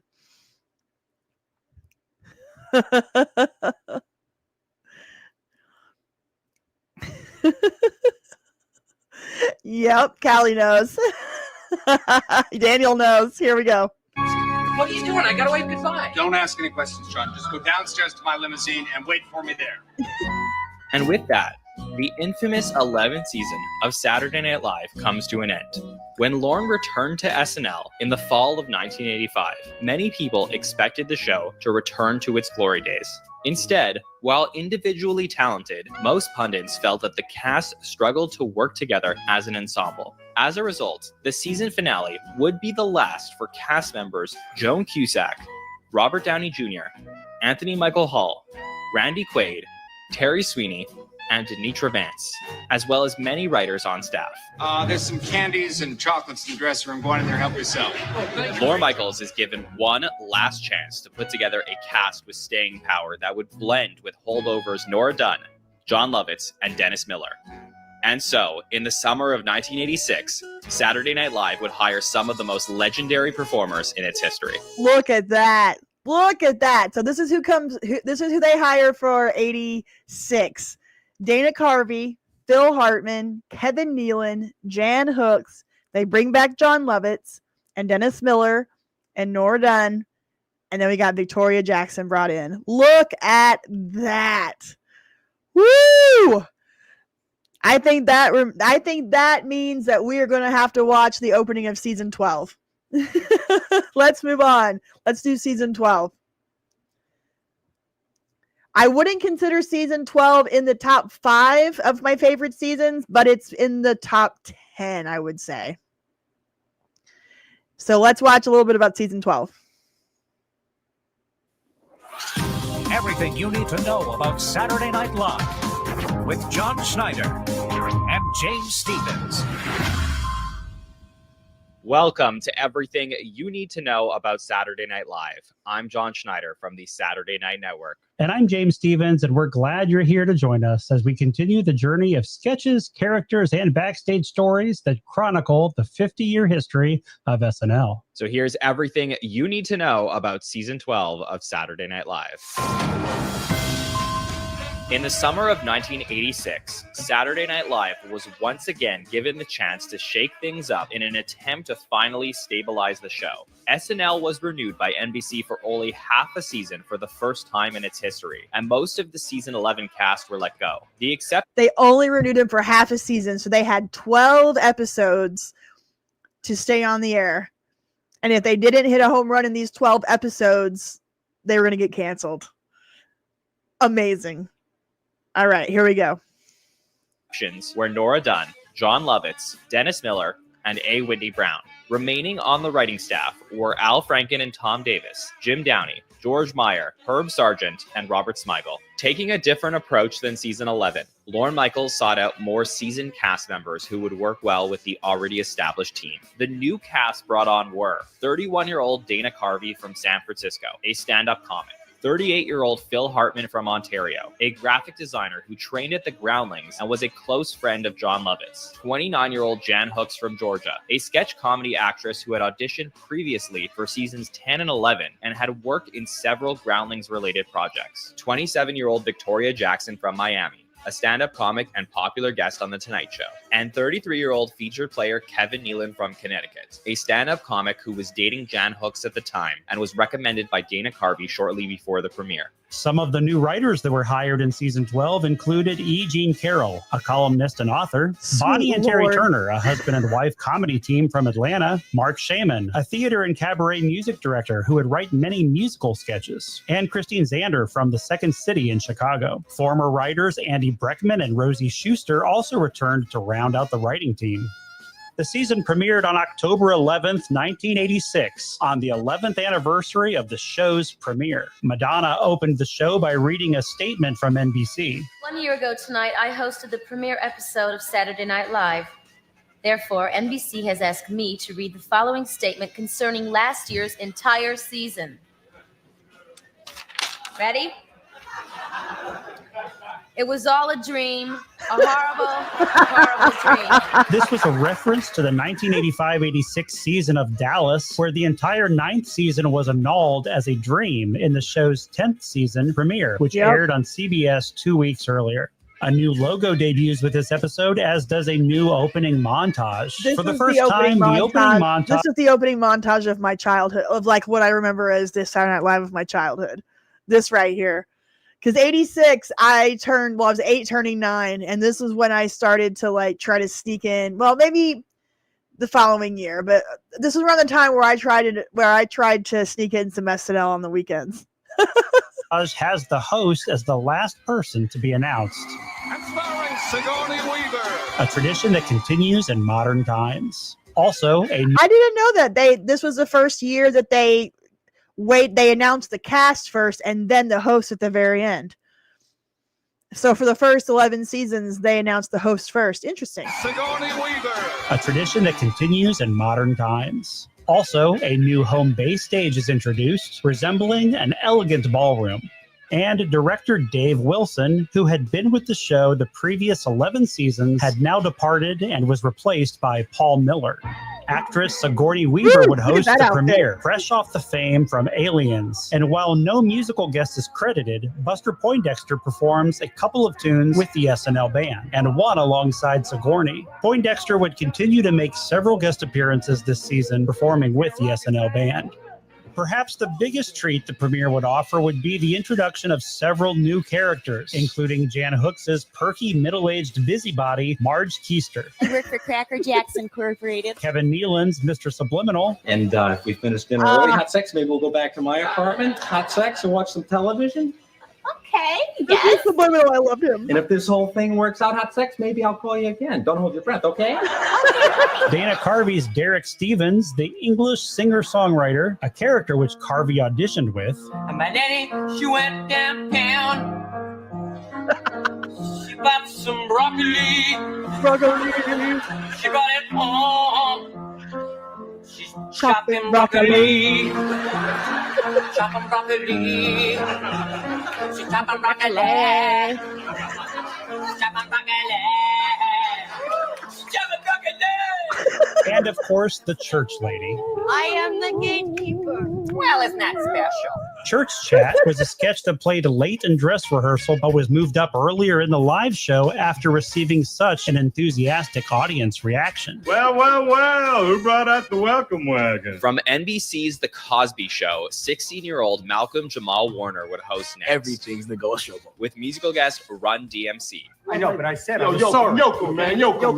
Hey, sorry.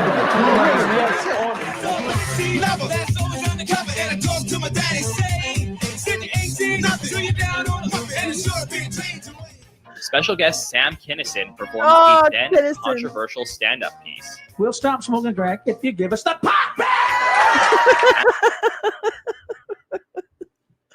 All right. So obviously, they had no trouble getting renewed after season 12. They made it through their half of the season and made it all the way through.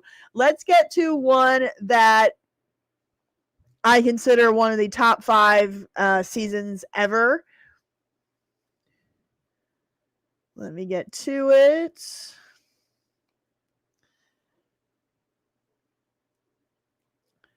Well, hold on.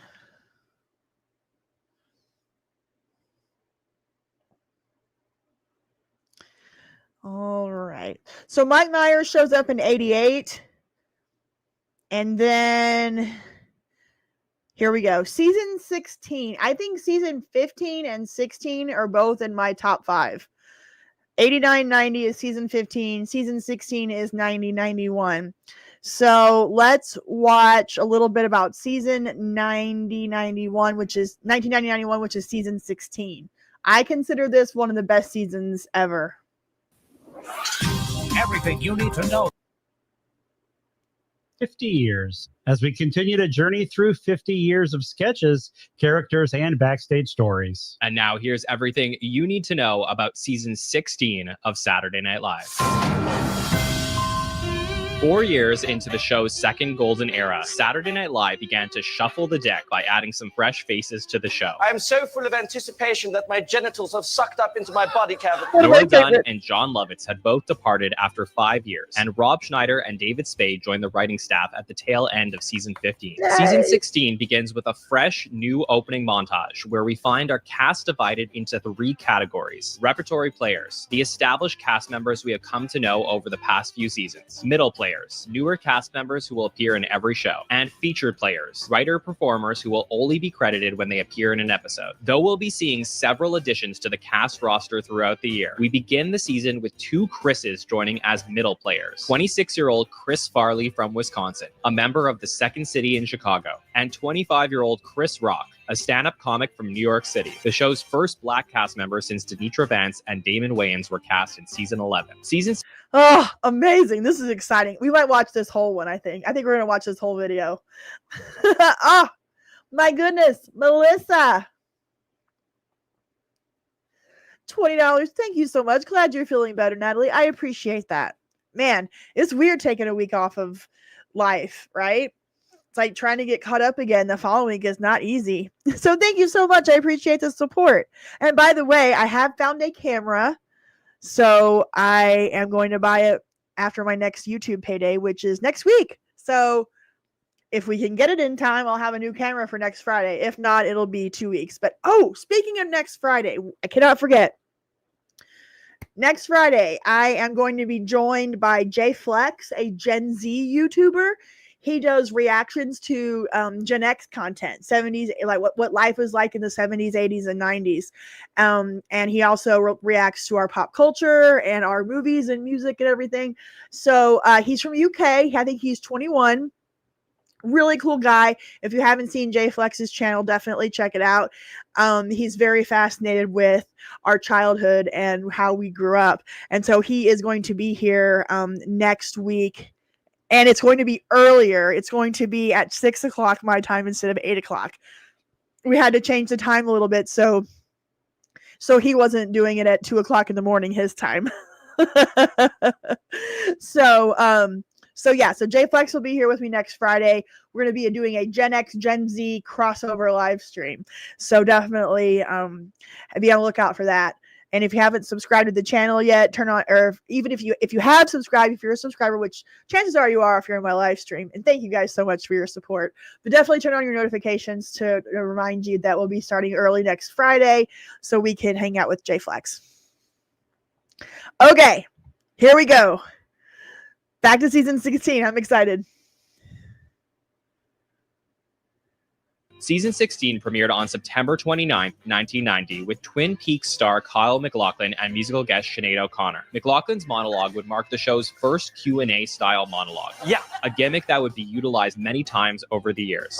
This isn't so much a question about you, but I'm a big Twin Peaks fan, and I was kind of wondering, are we going to find out this year who killed Laura Palmer? Yeah, it's Shelley the waitress, and they're gonna reveal that in the last episode. Other memorable moments include a denim brand commercial parody. Normally I wear protection, but then I thought, when am I gonna make it back to Haiti? Bad idea, Jeans. Hey, you guys ready? Yeah. Get these guys. $100. Another edition of the West German talk show Sprockets. Would you like to touch my monkey? I would be honored to touch it. Sprockets is one of my favorite sketches of all time, just so you know. Love him, lieber meine Erzschminky. A Twin Peaks parody. Leo confessed. Leo turned himself in. Well, that's good news, Harry. Another piece of the puzzle. Won't be long now. We still haven't heard from the log lady. Cooper, you're not going to hear from the log lady. Why not? Well, because there's only 2 women left on Saturday Night Live. We've already used them both up. And the debut of Phil Hartman's Frank Sinatra. One day you wake up and you're top dog on the top rung of that top thing up there. And you're eating breakfast off some $500 broad's chest. That's when you get down on your knees and you thank the big man that he told Lady Fame to tap you on the shoulder. All My Children star Susan Lucci would host the season's 2nd episode, featuring a monologue that made light of Lucci's considerable streak of Emmy nominations without a win. Hey, everybody, Emmy fight! As well as a fun parody of the soap opera she starred in. I'm afraid we have some bad news. I'm afraid we can't find your luggage.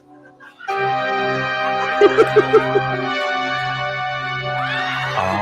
my luggage. And a Live with Regis and Kathy Lee sketch provides the occasion for Dana Carvey and Jan Hooks to debut their portrayal of the morning talk show hosts. I love his Regis. You were the benefit, weren't you? Joy and I went to the Waldorf for the gala ball. The wife had me put the tux on with the shoes and the cummerbund. I don't mind saying I look great. Good for you. I'm telling a story.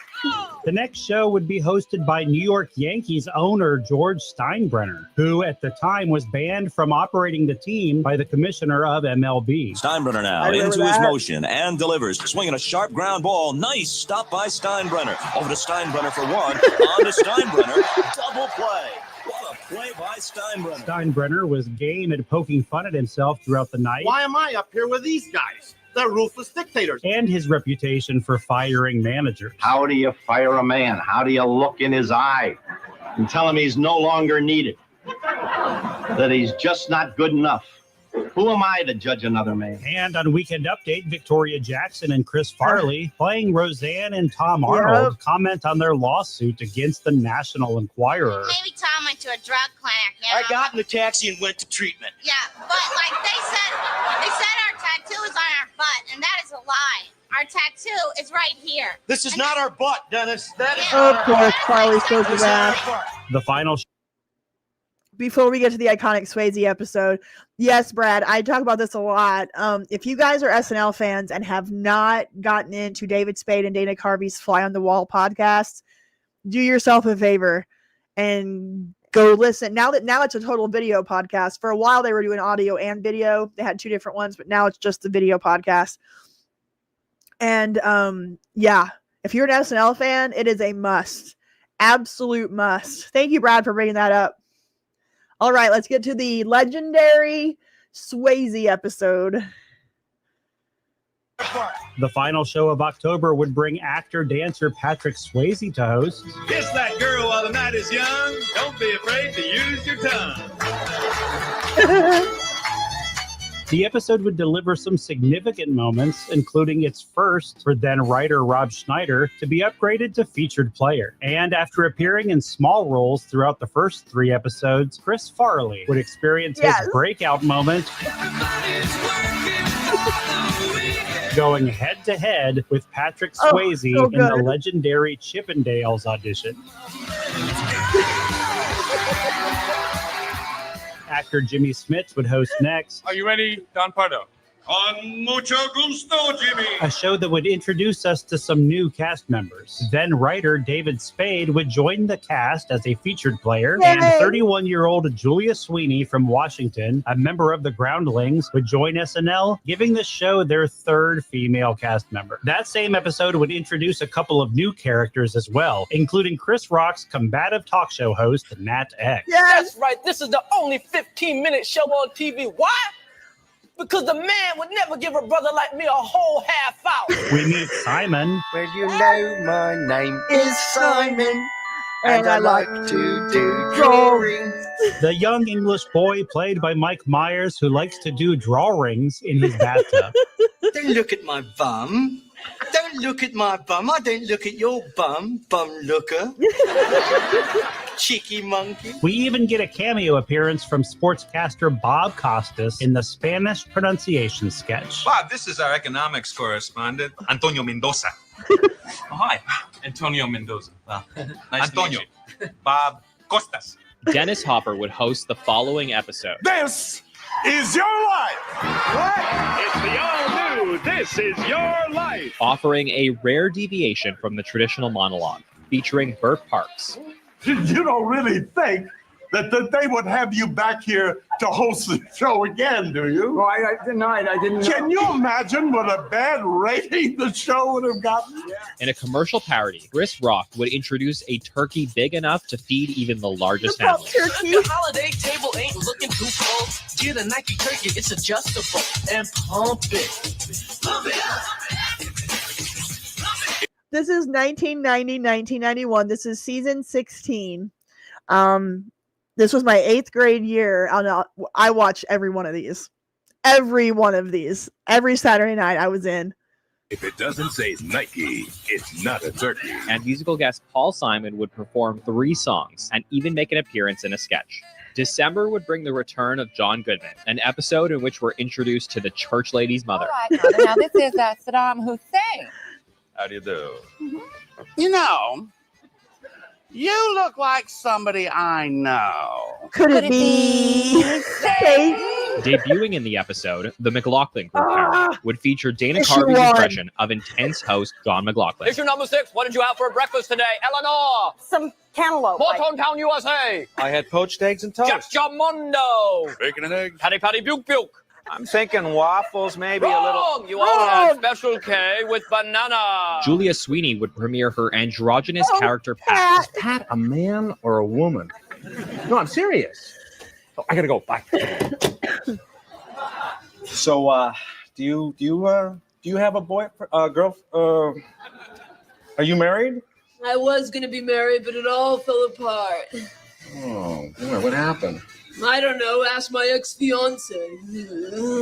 Oh, what's your ex-fiance's name?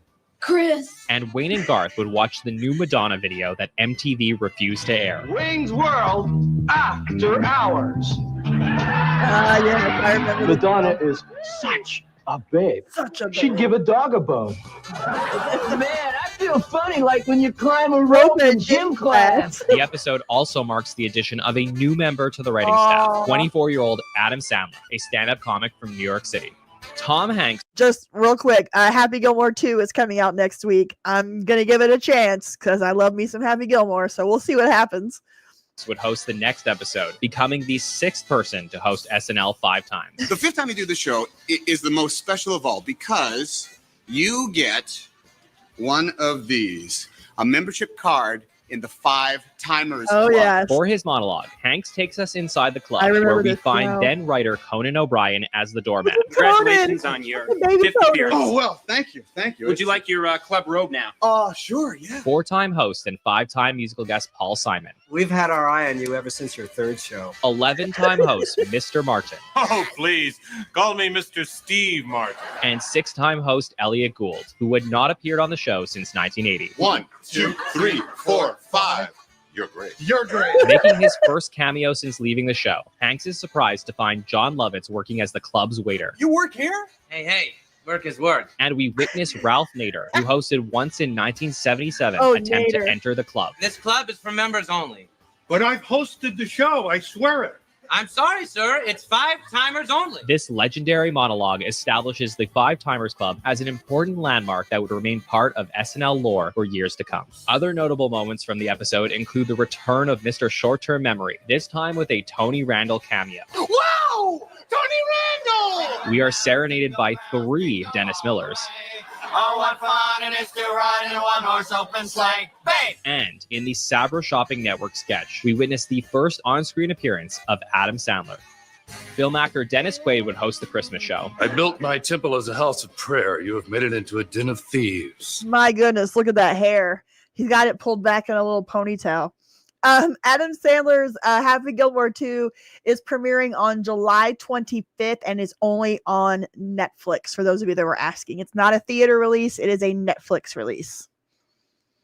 An episode that opens with a message from the President of the United States. As Commander-in-Chief, I am ever cognizant of my authority to launch a full-scale orgy of death there in the Wouldn't be desert. prudent. Probably won't. But then again, I might. Dana Carvey's H.W. Bush reassures the American people. If we do go to war, I can assure you it will not be another Vietnam. Because we have learned, well, the simple lesson of Vietnam. Stay out of Vietnam. Other fan favorite moments would include a commercial parody for an album of Dysfunctional Family Christmas. Oh my God, we laughed about this for days when it came out. I'm doing fine. Just go away. Leave me alone. Please don't touch me. holiday songs.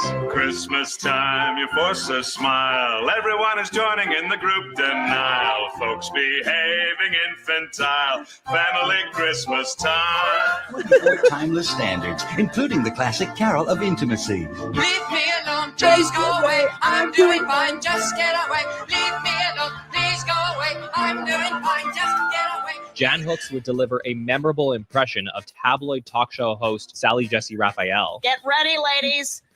Narcoleptic hunks. And John Lovitz would return. Narcoleptic hunks.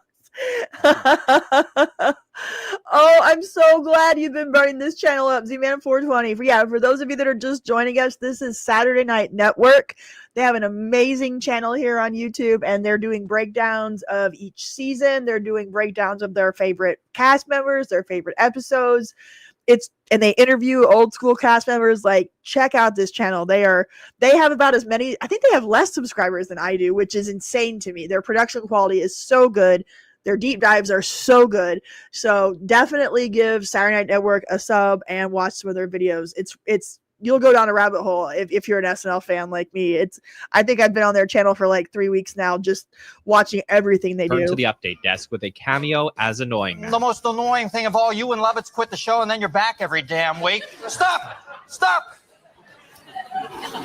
You don't have to yell. The episode would be the last for a significant figure behind the scenes at the show. We want to bid a fond adieu to William Clotworthy, the gentleman who has been our network censor for the past 12 years. He's leaving. This is his last show, and he is a good guy.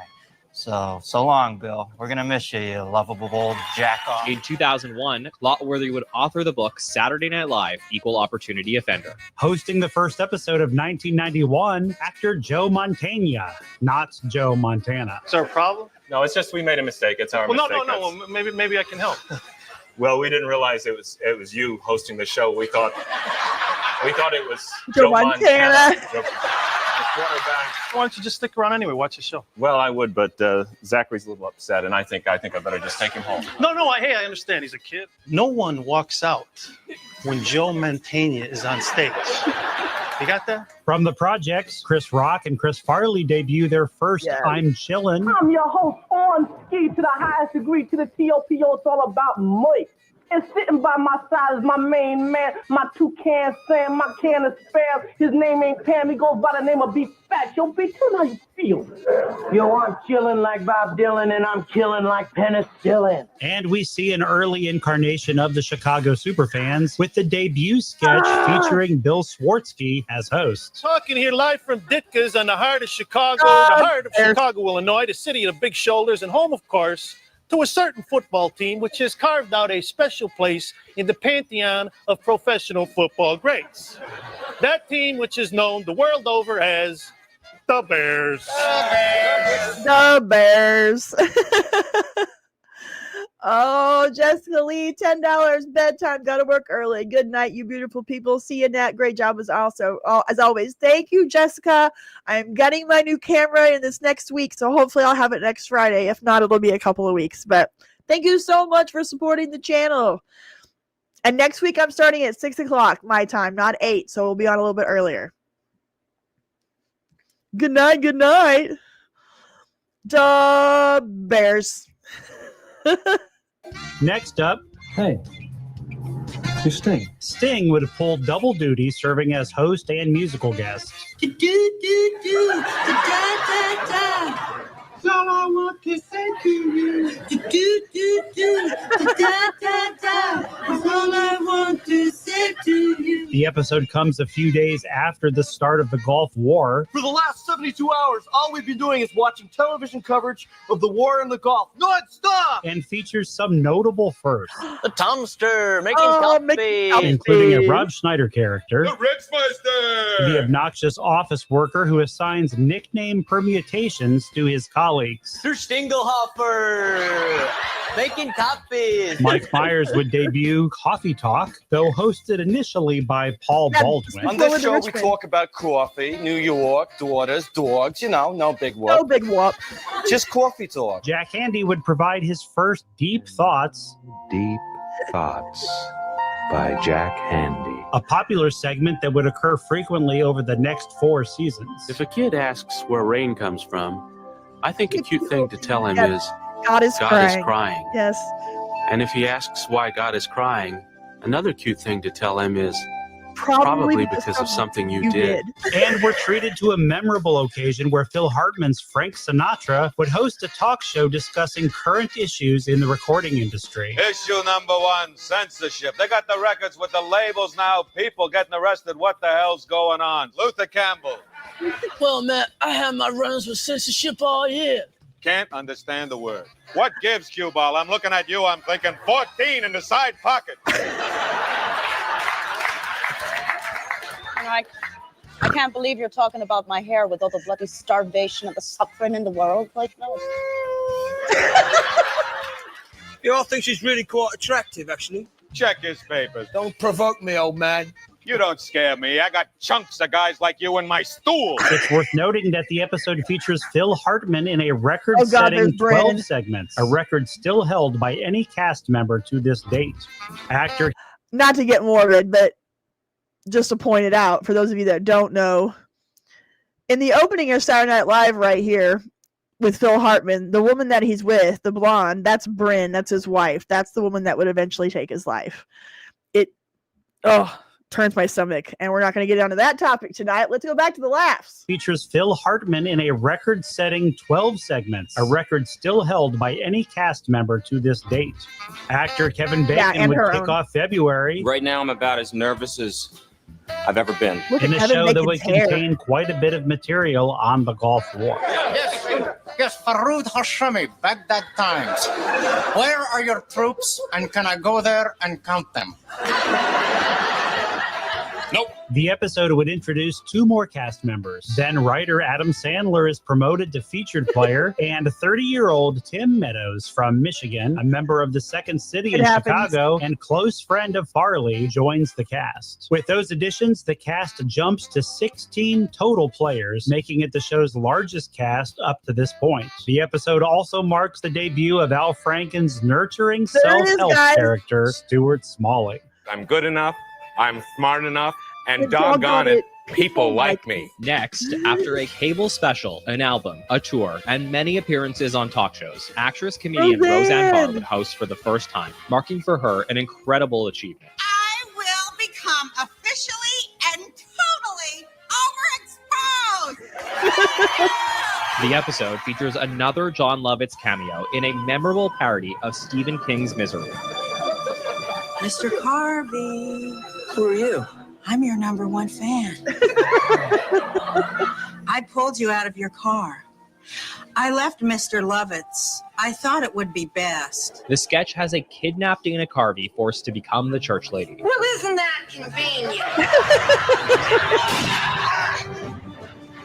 Only to be rescued by John Lovitz. John! I thought you were dead. Acting! Yes, we got one! Acting!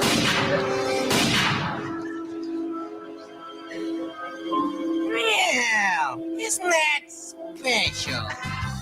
Also, Roseanne's then-husband, Tom Arnold, would make a cameo, appearing with his wife on the Sally Jesse Raphael show. On my show, you will always have safe harbor. Give me just a minute here. The episode is also remembered for a commercial parody advertising the toy sensation that's sweeping the nation. It's Happy Football! Happy Football! Warning. Pregnant women, the elderly, and children under 10 should avoid prolonged exposure to Happy Fun Ball. Caution. Happy Fun Ball contains a liquid core, which, if exposed due to rupture, should not be touched, Inhaled, or looked at. We then have Alec Baldwin return to host for his second time. Last time I was here, I guess the feeling was that things went pretty well. In fact, the show was nominated for an Emmy. So I suppose I must have done something right. Oh, no. Maybe I shouldn't have brought up the Emmy. I don't want to come off as sounding cocky. The episode features yet another cameo from John Lovitz. Maybe it was a mistake to leave the show. I mean, look at me. 6 months later, I'm still hanging around. Man, I gotta get a life. Actor Michael J. Fox would then host in March. What about Freddie the Flatulator? An episode that would mark the last on-screen appearance for A. Whitney Brown. He wants to extend the death penalty to include treason and espionage. You know, it's nice to know that if I'm riding the subway at 3 a.m. next to a gang of kids with sharpened screwdrivers, they'll think twice about spying on me. After delivering over 30 segments at the Weekend Update desk since 1986, this would be the final edition of The Big Picture. That's The Big Picture. Brown would, however, remain a writer through the end of the season. English actor Jeremy Irons would host just prior to the 1991 Academy Awards, where he would go on to win the Best Actor Award for Reversal of Fortune. And boxer Razor Reddick uses Weekend Update to explain his objection to a recent match. Razor Reddick is protesting referee Richard Steele's decision to stop his fight with Mike Tyson in the 7th round last Monday. Well, Razor is here with us tonight to explain his position. Let's hear your side of the story, Razor Reddick. Then it's something like this, I was in the 7th round. Okay, thanks, Razor. That's enough time. Okay. No, that's it. Time out. Oh. Actress and almost SNL cast member Catherine O'Hara would host our first April show of the season. What you need? Season 11 cast member Randy Quaid would make an appearance, reuniting with O'Hara after having worked together on the Lorne Michaels 1984 sketch comedy show, The New Show. The episode also features legendary singer-songwriter Carole King performing with the SNL band between commercials. The momentum of the season is briefly interrupted when a notorious host is booked for April 20th. I don't know, but for those of you that don't know, apparently Steven Seagal is considered the worst host ever on Saturday Night Live. Apparently it was like the worst experience for the cast. He didn't want to make fun of himself, which you have to be willing to make fun of yourself if you're going to be a host of Saturday Night Live. If you're not willing to do that, it's not going to go well. And that's exactly what happened. He didn't know his lines. He was looking at cue cards. He wouldn't let them really make fun of him. So apparently this was like the worst episode ever, according to Dana and David on their podcast. And I think Lauren said the same thing. Did it bother you? Steven Seagal. It has been reported that backstage, Seagal was very difficult to work with, insisting that Hans and Franz admire him over Arnold Schwarzenegger, demand stuntmen be brought in that he could then beat up in the Greenpeace photographer sketch, a sketch that he wrote. On screen, Seagal comes off cold and aloof, definitely not game for anything that pokes fun at him, and frequently mumbling his lines throughout the episode. That's nothing in particular. A few years later, in the season 18 premiere, Lorne Michaels would have this to say to host Nicolas Cage. They probably think I'm the biggest jerk who's ever been on the show. No, that would be Steven Seagal. We do, however, find musical guest Michael Bolton lending his voice to a We Are the World style charity single, Musicians for Free Range Chickens. Raise your hands, raise your voice, give the chickens another choice. We return to some normalcy when Designing Women's Delta Burke hosts the penultimate episode of the season. In the episode, an unforgettable Wayne's World A Dream sequence has Wayne and Garth playing Truth or Dare in Madonna's bedroom. Garth, we're in Madonna's bedroom. We're not worthy. We're not worthy. Okay, shut up. You're both worthy. Truth or dare? Dare. Okay. I dare you to make out with me. Okay, Wayne. Excellent.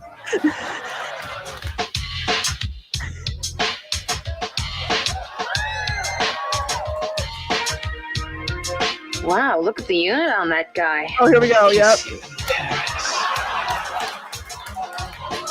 Call me anytime, you guys. Really? Not. For the season finale, George Wendt would return to host for the first time since hosting with Francis Ford Coppola in season 11. Wendt takes over as host of the Superfans, playing Bob Schwarsky. I'm Bob Schwarsky, sitting in for my brother Bill, who's still recovering from that dreadful heart attack. And we are treated to several memorable moments. Oh my God, I totally forgot about Carcinio. This was genius. A mashup of Carson and Arsenio. My God, I love Carvey. You just do this, you go whoop, whoop, whoop. And they go crazy. It's just wild, weird stuff. Yes! Packaged together in what would be our season 16 finale. I want Holyfield! I showed you what these guns could do in the Middle East. Now I'm going to show what they can do in the ring. The finale would mark the final episode for cast members Dennis Miller and Jan Hooks. It's been my real privilege to work here, and I'll miss it a lot. Dennis certainly helped rejuvenate Weekend Update after some inconsistent years during the Ebersol era. That was great. And would depart as the longest tenured cast member. You're not going to come back every week and hang out on the set like Lovitz, are you? Jan, meanwhile, was a tour de force from the start of her tenure. A reliable sketch player, she proved herself not only to be one of the great cast members from her era, but of all time. The episode would also mark the last for writers Conan O'Brien and Bob Odenkirk. Oh yeah, Bob Season Odenkirk. 16 is ultimately... Did you guys know that Saul Goodman from Better Call Saul and Breaking Bad, Bob Odenkirk, was a writer on SNL? I mean, obviously he's got a long career as a comedian before he did Breaking Bad and Better Call Saul, but he was briefly a writer on Saturday Night Live.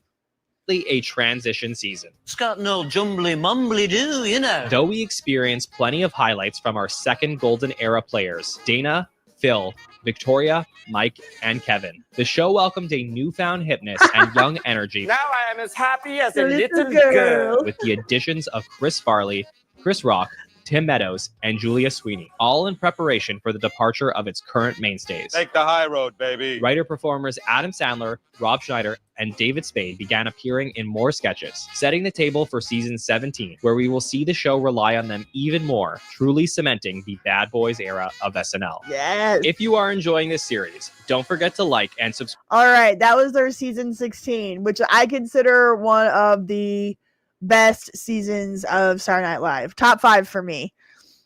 So I'm interested to see what you guys have to say about it. So season 3, season 16, and we'll do one more. They've only gotten to season 22 so far, so we're not going to get too late into this, and we're going to move on to trivia here in a short while, shortly, if I can talk. I would say that another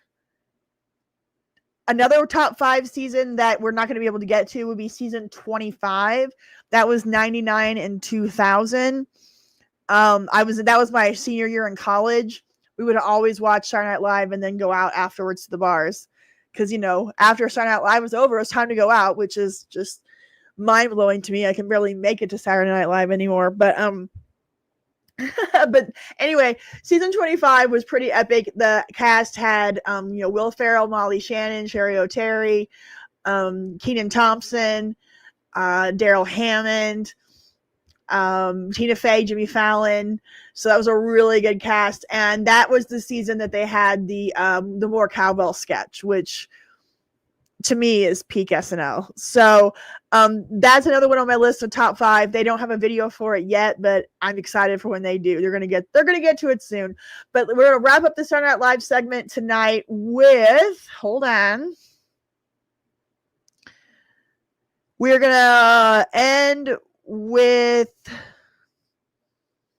let's see, do I want to do one late, like season 22, or we want to do, we can either do peak Bad Boys, which would be season 18, or we could do season 22, which is when I forgot to mention Tracy Morgan, when Tracy Morgan stepped in and Will Ferrell came in and everything.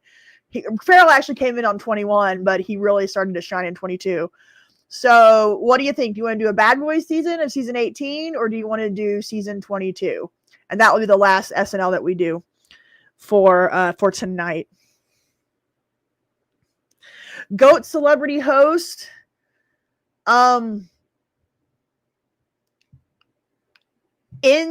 first, in the 90s, I would say GOAT celebrity host was Alec Baldwin. I also like Walken. I also like Goodman. I mean, these are the guys that are on, every season. The stuff that they've done recently on this show, not a big fan of, but I'm a big fan of Baldwin from the 90s. I mean, Sweaty Balls was peak celebrity host energy, Oh, and then of course Steve Martin from the earlier era. He hosted the night that Gilda Radner died in like 1988 or 89, and he could barely keep it together. Oh, that was brutal. But yeah, love Steve Martin. All right, we're doing season 22. It looks like that is the consensus. All right, here we go. Let's do it to it. Everything you need to know about SNL season 22. This is from the Saturday Night Network. Hold on.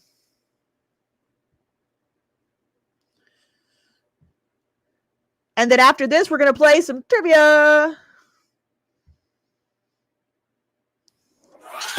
Everything you need to know about Saturday Night Live with John Schneider and James Stevens.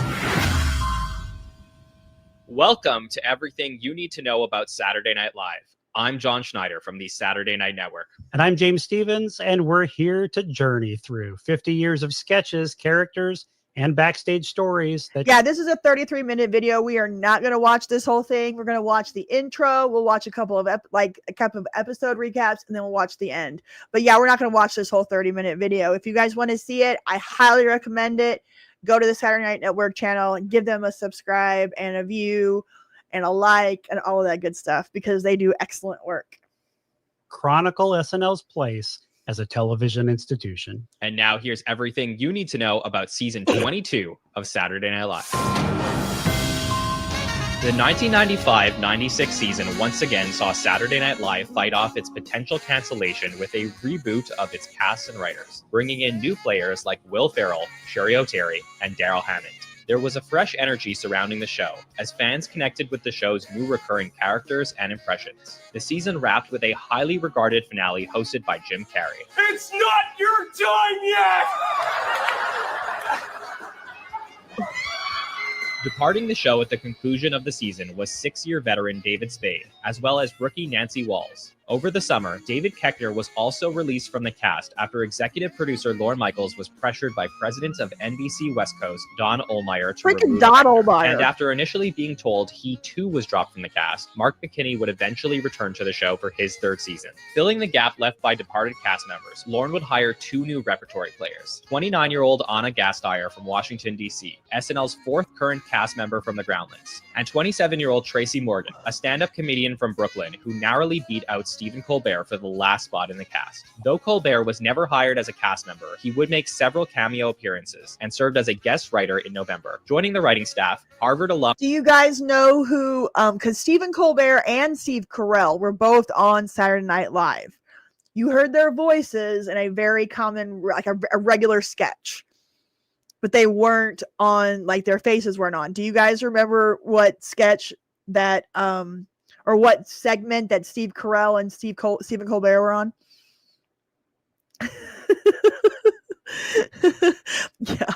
Yeah, you gotta love. Yep, William got it. For those of you that don't know, Steve Carell and Stephen Colbert were the voices of the ambiguously gay duo. Yep, Kalina71 got it. Lord Marcellus got it. Yep, you guys know your SNL. I love it. Robert Carlock, with Tim Herlihy and Adam McKay being promoted to head writers. The 22nd season of Saturday Night Live premiered on September 28, 1996, with seven-time host Tom Hanks and six-time musical guest Tom Petty and the Heartbreakers. So wonderful to come back to Saturday Night Live now that it's decent again. Several recurring characters appear throughout the episode. Now let's get funky like a witch's monkey. A Tonight Show with Jay Leno parody would feature the debut of Chris Kattan's part monkey, part human character, Mr. Peepers. Don't worry, Jay. No, Mr. Peepers would never bite me. Peepers and I have this great trusting relationship. On Weekend Update, Norm Macdonald would deliver his first of many jokes about, you guessed it, Frank Stallone. Anna Gasteyer would debut her fast-talking MTV VJ Kincaid. Both candidates have totally tripped out on the buzz issues, like welfare, and healthcare and gun control. Oh my God, Charlie's Angels, yada yada yada yada. Oh my God, awesome. Look at Norm's face. Yep. I saw you guys type in or share one of my favorite jokes. Well, it's official. Murder is legal in the state of California. And of course, Germans love David Hasselhoff. And Olympic gymnast Carrie Strug would make an appearance, Thanks for having us on the show, Norm. Yeah, thanks. alongside her brother Kippy. You were there that night. Now, what was going on through your mind? Well, first, I was really excited. In Katan's first episode as a repertory She hurt her player. ankle, and I got really nervous on top of being excited. But I was just hoping she can keep her focus, so I said a little prayer. You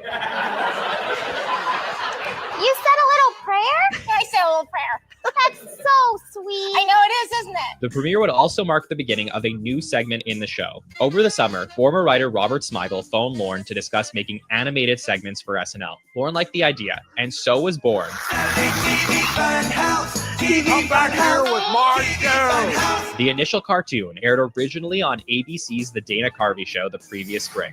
The ambiguously gay duo. The ambiguously gay duo. Voiced by Steve Carell and Stephen Colbert, What do we do, Ace? We'll pull through, Fred. we are introduced to a superhero duo. What's everybody looking at? Whose sexual orientation is a matter of dispute. The ambiguously gay duo. Friends star Lisa Kudrow would host next. You know, it's like old times, except just like with a lot more anger. The episode marks the first for another TV Funhouse staple, fun with real audio. Every state is controlled by either Democrats or Republicans, and none of them want a new party. If you get elected by acting, guess what? You keep on acting after you get elected. You think we're in bad shape? We are losing millions of jobs. The New York Times wrote an editorial. And the sketch Single and Loving It would introduce us to Molly Shannon's self-proclaimed joyologist, Helen Madden. I love it.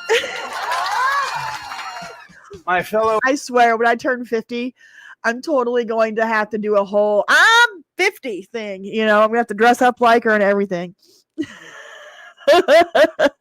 Americans. The next episode, hosted by actor Bill Pullman, features a cold open that would end up being the closest we'll get to having a presidential debate parody this year, with Norm's Bob Dole debating Pullman's President Whitmore character from the 1996 film Independence Day. Under his administration, over 70 million Americans were incinerated by aliens from outer space. I guess he hopes to distract voters from the real issues, the ones that matter to the average American. The average American's dead. At the update desk, Will Ferrell will debut his impression of legendary sports. Hey, Norm. This was in the height of my college years, and oh my God, Ferrell's Harry Carey. We quoted it 24/7. If you were a hot dog, would you eat yourself? I would. Sportscaster Harry Carey. Hey, no. What about those hot dogs they serve at Yankee Stadium? Aren't they delicious? Yeah, sure, yeah. I love them so much, I once ordered 12. 12 hot dogs? Yeah, I only ate 2. I don't know what I was thinking. And the episode would mark the last for head writer and featured player Fred Wolf, who performs hidden camera tricks on the street with Adam McKay. Adam, show them how you speak gibberish. Luki chupa, ipa boba, iko baba deli. Watch what happens when Adam speaks the same kind of gibberish to someone out in the street. Someone, that is, who doesn't know they're being watched by our hidden camera. Ushumba liba. A shumba liba? If you could please shumba liba, I would luby luby. Which would be oh! Keep going, I'm a part of this! The next 5 episodes would mark a first in SNL history. Referred to as the Distinguished Alumni Series, the next 5 shows would each be hosted by a former cast member. First up is the Halloween episode. Trick or treat. We're the Spartans, cheerleaders from Saturday Night Live. Woo! Spartan spirit! Okay, good. You know, if I see that freaking skit one more time, I'm going to put my foot through the TV. Hosted by Dana Carvey, his second time hosting. Carvey's monologue would feature several of his characters and impressions throughout his time as a cast member. To be 50 for you. We love to put on a wig and say, how do you do? A sketch originally written by Stephen Colbert and Robert Smigel for The Dana Carvey Show has Dana's Tom Brokaw pre-tape contingencies for news on Gerald Ford's death. Gerald Ford shot dead today at age 83. Add the word senseless. All right. Gerald Ford shot dead today at the senseless age of 86. We are going to have to do, in a future stream, we're going to have to watch the documentary about the Dana Carvey show. Have you guys seen that? It is so good. It's very interesting. Very well done.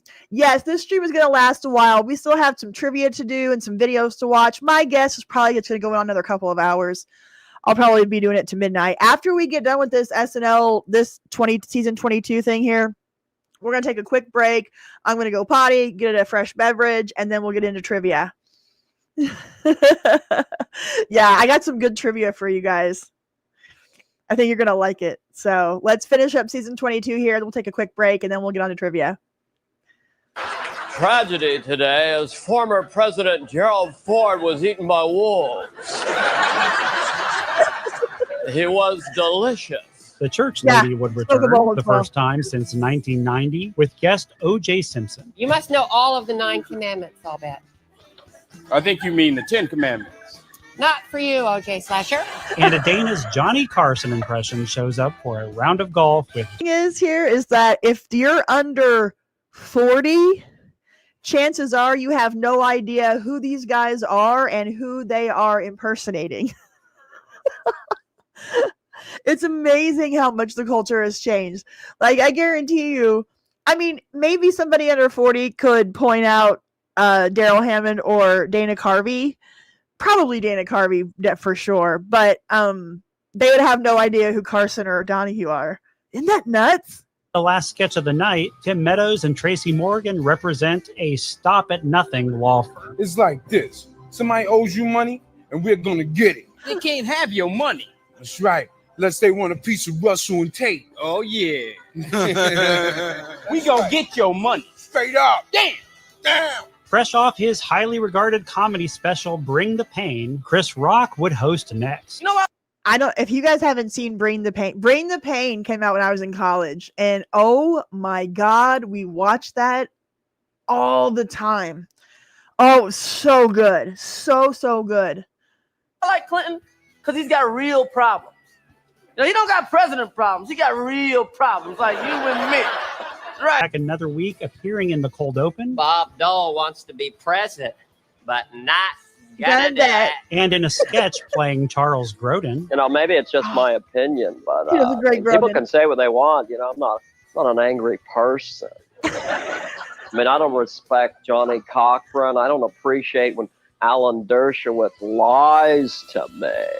Despite the absence of his former sketch partner, Chris Farley, Chris Rock would reprise I'm Chillin'. I want to say what's up to a new sponsor. That's right. It's time to say what's Jim up Brewer. to. I ain't trying to hear that. The whole pregnancy test for men. And The Dark Side with Nat X. Everybody talking You were about it's raised about right, race. Blazing Dragon. It's about race. That's a bunch of crap. It's about fame.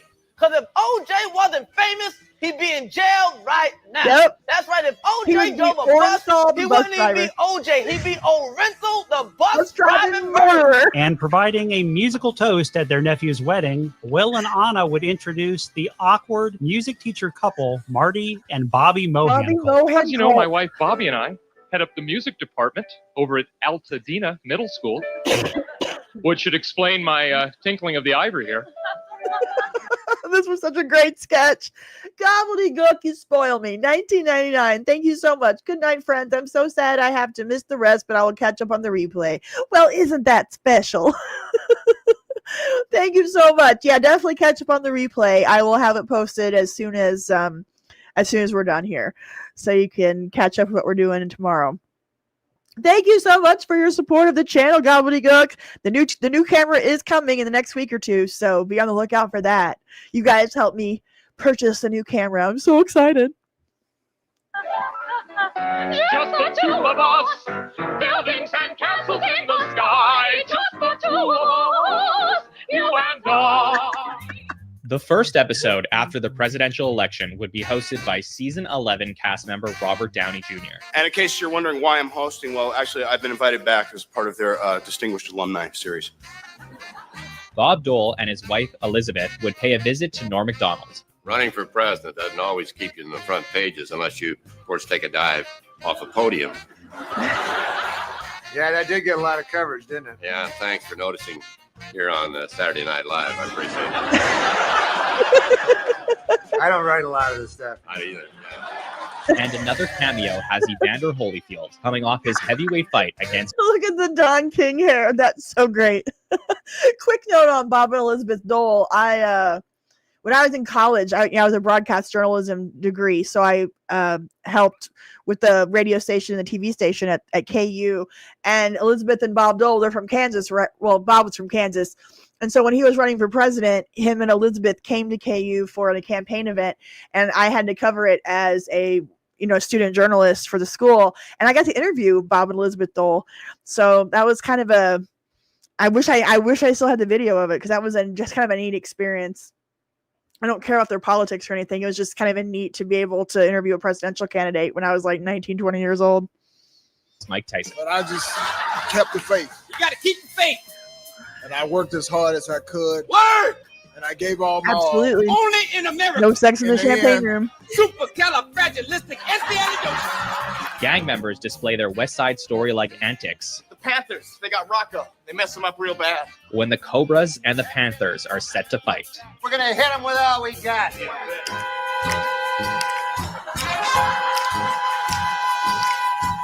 That's when we strike. We're gonna hit them at night. And when the Cobras are done, there won't be a war left standing. You know this one? It's called While You Were Singing, I Got Stabbed in the Head by a Puerto Rican. Anna and Molly would debut their modest culinary-themed radio show. Hello, Delicious I'm Dish. Margaret Jo McCullen. And I'm Terry Rialto. And you're listening to The Delicious Dish on National Public Radio. And a season 22 staple, Shopping at Home Network, has Eddie Lewis and Don West hard selling the Shack Plaque. This is $600 value. I'm gonna sell for nothing, right? Well, why you can't do that? Wait, you're saying the Shack plaque plus the poster? Yeah, hold on. He's flying through the air. He's not on the court. Next up, What's that, baby? You want some dark meat? it's the Thanksgiving show. I know that's. I just remember that I skipped this season where they talk about Toonses, and I love Toonses, the driving cat. And we also skipped this season where Michael Jordan hosted, which was so legendary. He did a great Stuart Smalley, and he did a great Bears sketch. So I'm sorry we skipped over those, but they are on that Saturday Night Network, so definitely check them out. We're gonna get through the series, the Legend series here, and then we'll wrap it up. Sounded sexual, but I was referring to the portion of the turkey. Hosted by our next alum, Phil Hartman. I just flew in from Hollywood, and boy, is my full of crap tired. Phil brings back his Ted Kennedy. Well, actually, I am fluent in Ubby Dubby. Yabu, Abar, Abin, Abim, Abishisha, Abail. And Frank Sinatra impressions. I get the point. You bought my records, you love my movies. Your favorite aunt used to lock herself in the bathroom with a picture of me and a jar of olive oil. You're a fan. Anna Gasteyer would premiere a new character, I'm Cinder from Berkeley. activist and feminist singer Cinder Calhoun. What if the stuffing was human? What if the gravy was too? What if you were the turkey?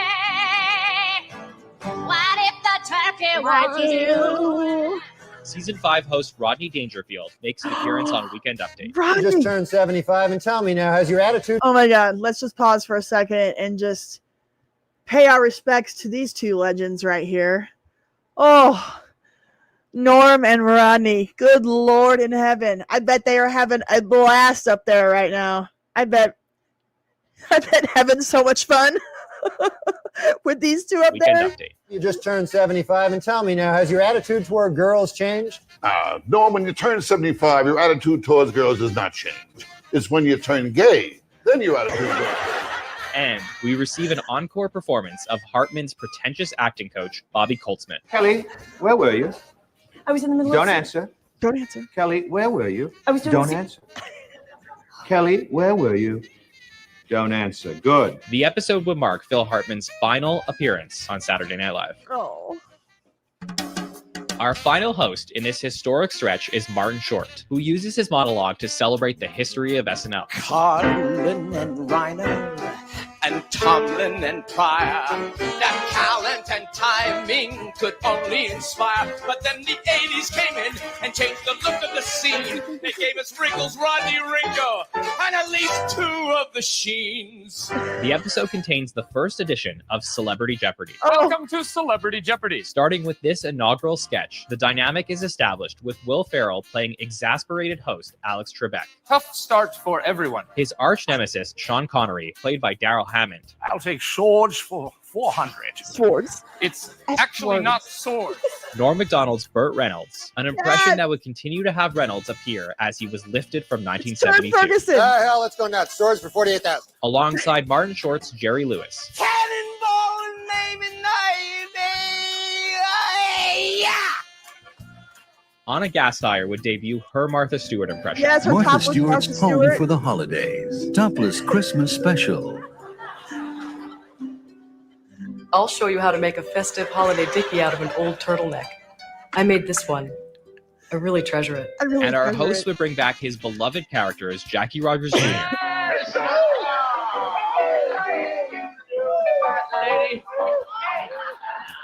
and Ed Grimley. And once again, forgot the oven mitt. Which would include a special appearance by Chevy Chase. I'm Merriweather, the gatekeeper. Rosie O'Donnell then returns for the Christmas episode. I watched TV when I was a kid 24 hours a day. To me, TV is what football was to OJ before he killed his wife. With special guest Penny Marshall, who, aside from her appearance in the season 2 Mardi Gras special, last appeared on Saturday Night Live as a special guest of Rob Reiner's all the way back in 1975. Well, I see you added a camel to your nativity scene. It's a llama. I didn't know they had a llama. They carried the straw. It's notable that almost every sketch within this episode features a recurring character, including a memorable Mary Catherine Gallagher sketch that would include musical guest Whitney Houston. Yes. Giddy up, giddy up, giddy up, giddy up, giddy up, giddy up. All right, guys. That'll be the end of our Saturday Night Live segment tonight. That was so much fun. Again, for those of you that weren't here when I said it earlier, that is Saturday Night Network. Check out their YouTube channel, watch their videos, subscribe. They are really, really, really, really, really good at what they do. And they're only on season 22, so we got a lot of good videos coming from them in the future. So that'll definitely be a subscription that you'll want to have so you can see when they drop new videos. Okay. Guys, we are going to take a break. We're going to take a potty break and snack break. And when we come back, it's going to be trivia time. I'm excited. I'll be back in 3 minutes, guys. 3 minutes.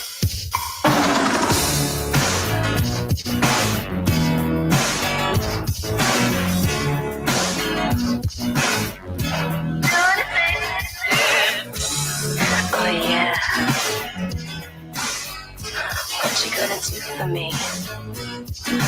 What you gonna do for my love? Just can't get enough. Talk to me.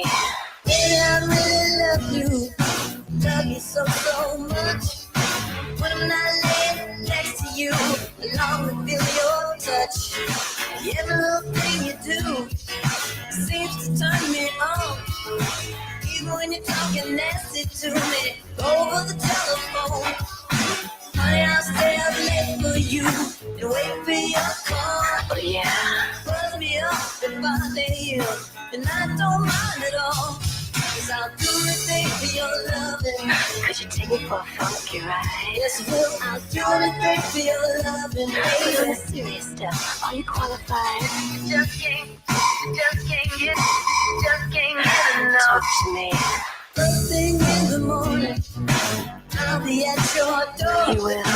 They're just waiting, hesitating, always wanting more. What can it be? You and me. Why you wanna make it so tough? All day long and all night strong. Just can't get enough. Honey, if you let me start you up, we can begin. I'll play your game every time. Baby, won't you let me win? Do anything for your loving. Would it break you to make me your girl forever? Do anything for your loving. Or would you sing me off like a third-class lover? Do anything for your loving. Would you wine and dine until the break of dawn? Do anything for your loving. Would you turn me on and on and on? Just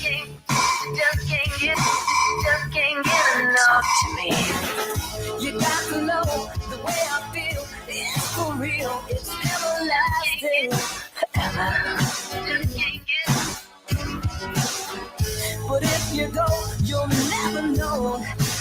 I just want this thing cool. Tell me what you need and I'll take heed and lead you in the right direction for affection. See what I'm saying? I ain't playing. Stop delaying, girl, and make me your natural selection. You're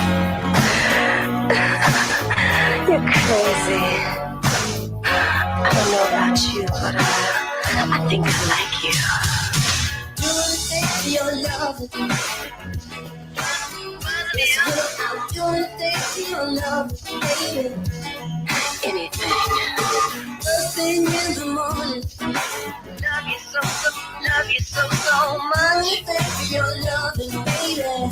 Yes, I will. Could you find the time to make me yours? Take me out and rock the floor. Give me every little bit of your love's what I said. Make it smooth to the groove like sandwich bread. It's you for me, and me for you. There's not one thing I would do. Yeah, I'd do most anything. You and me, we were made to swim. I like that.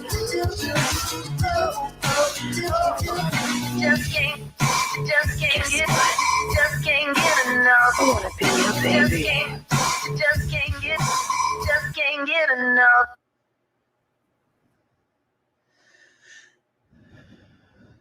Nelson, but you know I can't. Oh yeah, we always get back to Nelson here. Woo, I had to run around and get Sadie going potty and get her back. My goodness. Rachel, thank you so much. $4.99. This Shaq Puck was amazing. Yes, it was. That was a great sketch. And I'm all fuzzy now. Oh, I can't wait to get my new camera. Next week, guys, next week. Crystal Waters, $5 towards your camera. Thank you. I appreciate that. Let me get it cleared up here since it's obviously being a butthole. This is what you get when you use a webcam for your streaming. Just so you know. You get crazy, weird focusing. Ooh. I gotta give it something weird, different to focus on. Here, focus on my new Mike Tyson apple juice THC. There, focus on that and clear yourself up. Woo! Not really helping, is it? But that's what I'll be smoking tonight.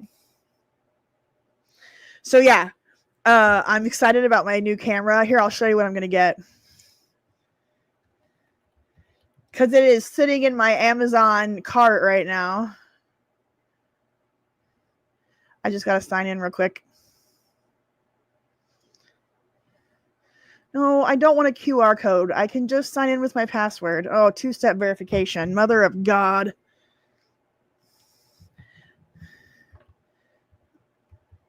Can't, we're not going to require that on this browser in the future. All right. We made it. Nope, not Nelson. Let's go into my cart. There it is. I'm super duper excited.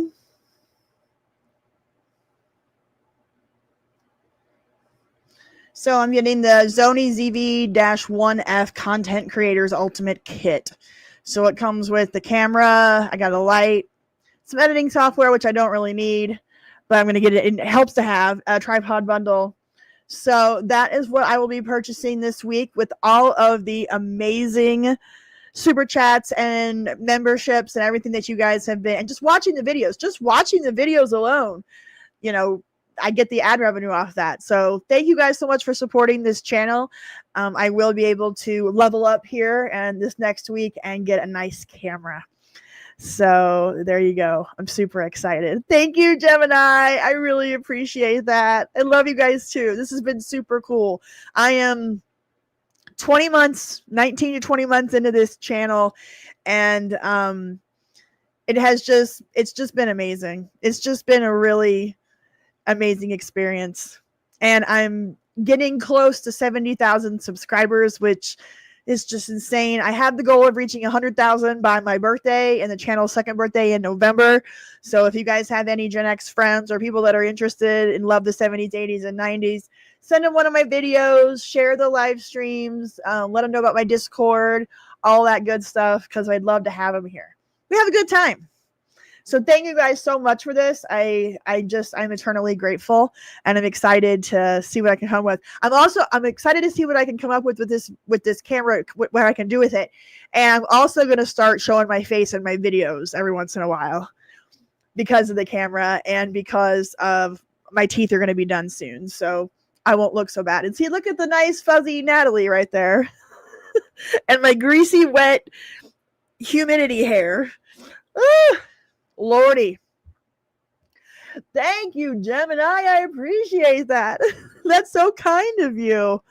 Thank you, Bizak. I hope I do. I would love, and I can't wait. We're going to have such a party if and when I do hit 100K.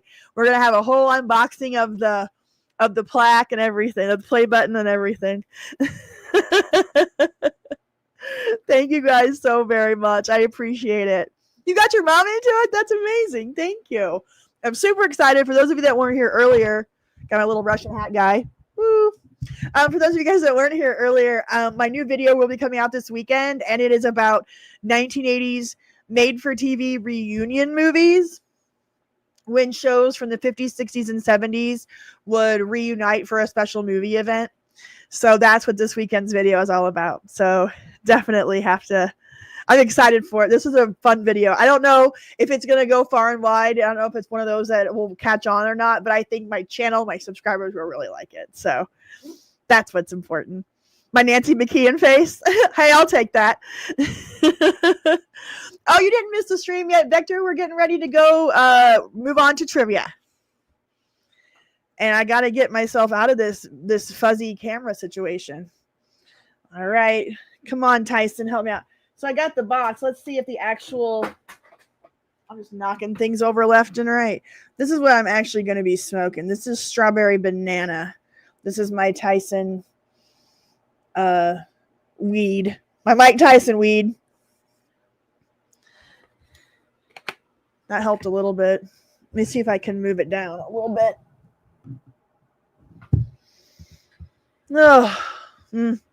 Oh, well, I'll just be fuzzy. Let's see here. Okay, trivia. Let me bring up what I had planned. I have the game that we played a couple weeks ago. So I have that, but before we get to the game, I found a really awesome trivia video that I think that I had to keep myself from watching, and I wanted to watch it so bad, but I knew I shouldn't because I wanted to watch it live with you guys. So let me get it pulled up here on my playlist that I got saved.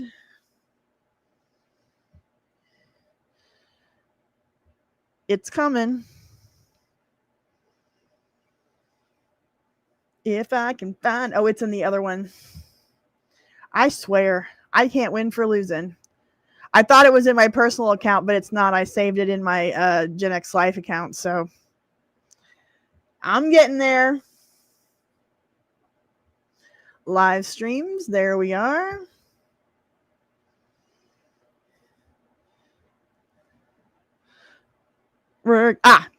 Here we go. Guys. Hold on, let's get to the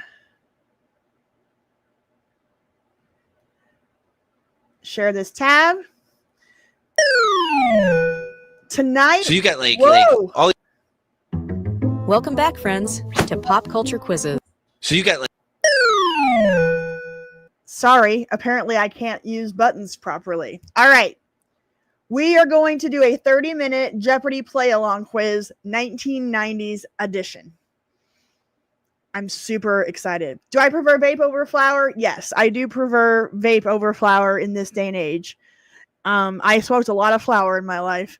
So vape is just more convenient and cleaner and easier. Oh, Birdie's dog. Birdie's dog is Titus, not Tyson. All right. So here we go, guys. Final Jeopardy's 1990s edition. Are we all ready? I'm super excited, and I'm not going to hold back. If I know it, I'm going to blurt it out. I'm just going to do it. I can't help myself. Okay. All right. I'm so excited. You're trying hard to switch over to Babe? I highly recommend it. All right, guys. Here we go. The category, the movies. Here's the clue. Centenarian ceramic artist Beatrice Wood helped inspire one of the main characters and the narrator of this film from the 1990s. You have 30 seconds. Good luck. Centenarian ceramic artist Beatrice Wood helped inspire one of the main characters and the narrator of this film from the 1990s. This is Jeopardy from the 90s and about the 90s. Every question is going to be something about the 90s. It might be a new episode. It might be a 90s episode, but the question will be about the 1990s. Centenarian. Is a centenarian a person that's 100 years old?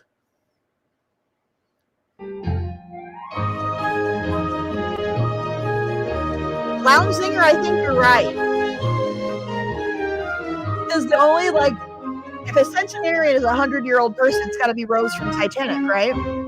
If it is, I think. We'll start with you, Tanisa. What was your response? Ghost. What is Ed Wood? No, that is not right, correct. lady. And how much did you wager? $400. That'll take you to $1,200. Alicia, what did you come up with? What is Toy Story? No. Unfortunately, that's also not correct. And how much did you wager? $1,500. That leaves you with $3,700. We'll go over to Brian white, our returning champ. What did you come up with? What is Ghost?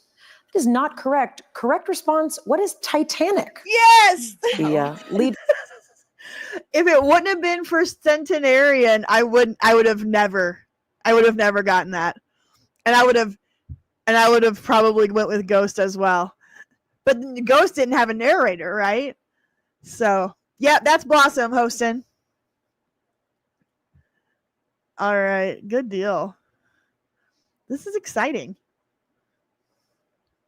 Hold on. I'm just making sure that I didn't get kicked off or anything of this live stream. You never know what can happen around here. All right, we ready? Make sure my mic is on. Okay. Next up. Character of Rose was inspired. How much did you wager?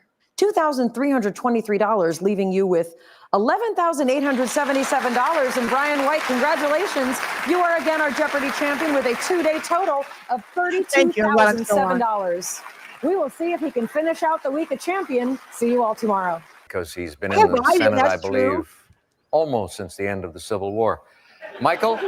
Jesse We'll Helms. start with you. What did you put down? Damn. Which two did you select? You picked Strom Thurmond, who's been there forever, and I don't know what you were going. Pete Domenici, maybe? Yeah. No, sorry, that is incorrect. It will cost you $5,300, dropping you to $3,000. Let's go to Jill now. She had $12,200. Her response was Strom Thurmond and Ted Kennedy. Those two are correct. Yes. The wager is $3,500. The lead is now yours by a margin of 100 as we come to Wendy Gluckman. Which two did she pick? Jesse Helms and Strom Thurmond. Jesse Helms is not one of them. Daniel Jesse Helms was not. Interesting. I would have thought he was. Wow. I wonder if I'm sure he'll tell us the others. Inouye of Hawaii and Robert, one of them. Daniel Inouye of Hawaii. Daniel Inouye of Hawaii. Okay, I remember that name. And Robert Byrd of West Virginia. So it is going to cost you All how right. much? There you go. $8,800. You will finish in second place today, and we have a new champion. Yeah, they didn't require them to spell correctly back then. It just had to be like close enough. What year is this episode? I honestly don't know. This is just a montage of Final Jeopardy questions about the 1990s. The airport in Honolulu is named after the Hawaiian senator now. That makes sense. I went to the airport in Honolulu. I flew in there in 98, I think it was, but I don't think it had his name at that point. All right, here we go. Up next. Jill Bunzendahl Chimka. 15,700. And Jill, the lady in red, gets to come back again tomorrow. Category is Entertainment Award winners. Here's the clue, players.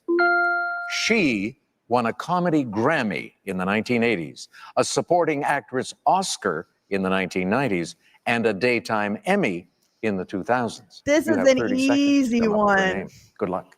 I'm not going to say it right away. But this is super easy. She won a comedy Grammy in the 80s, a supporting actress Oscar in the 90s, and a daytime Emmy in the 2000s. Come on, guys. You know it. Yep. Exactly. Karen. What's her name? Karen. What's her real name? Hold on.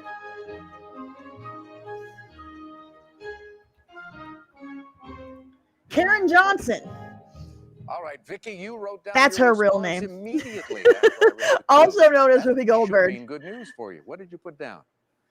Who is Whoopi Goldberg? Well done. You are right.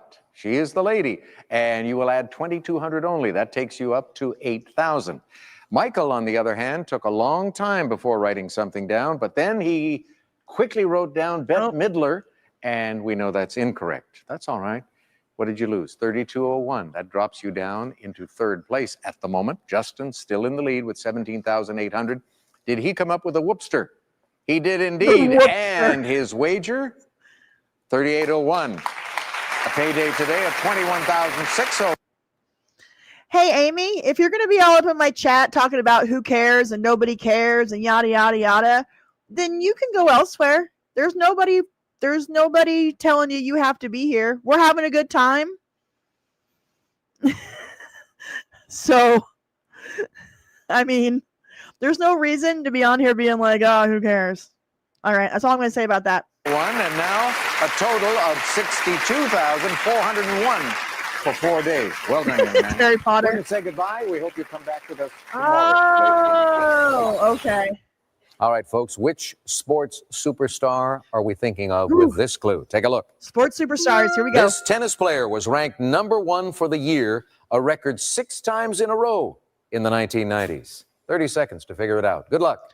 Tennis player who ranked #1. Okay, tennis player. Was it a guy or was it a girl is the first question. Ranked #1 for the year, a record 6 times in a row in the 90s. Agassi, I think Teddy Strongbear's right. I think you're right. I think it's Pete Sampras. If it's a guy, it's got to be Pete Sampras. Well, maybe it is Steffi Graf. It doesn't say male or female, so you got to guess. But I'm going with Sampras. Very careful to not let you know whether it was a man or a woman. So we'll start with Corey. She was in third place today going into final, and her response was, who is Pete Sampras? You picked a man. You picked the right one. Yes. He has been #1 from 93 to 98, and you double your score to 7,200. Good job, Let's go guys. down to Shelby now. Did she come up with Pete? Yes. And her response is worth $2,101 more. That takes her to 6,801. She's ahead of Paul. But what did he do? Did he get Pete? Yes. Did he risk more than $400? Nice. Yes. $3,000.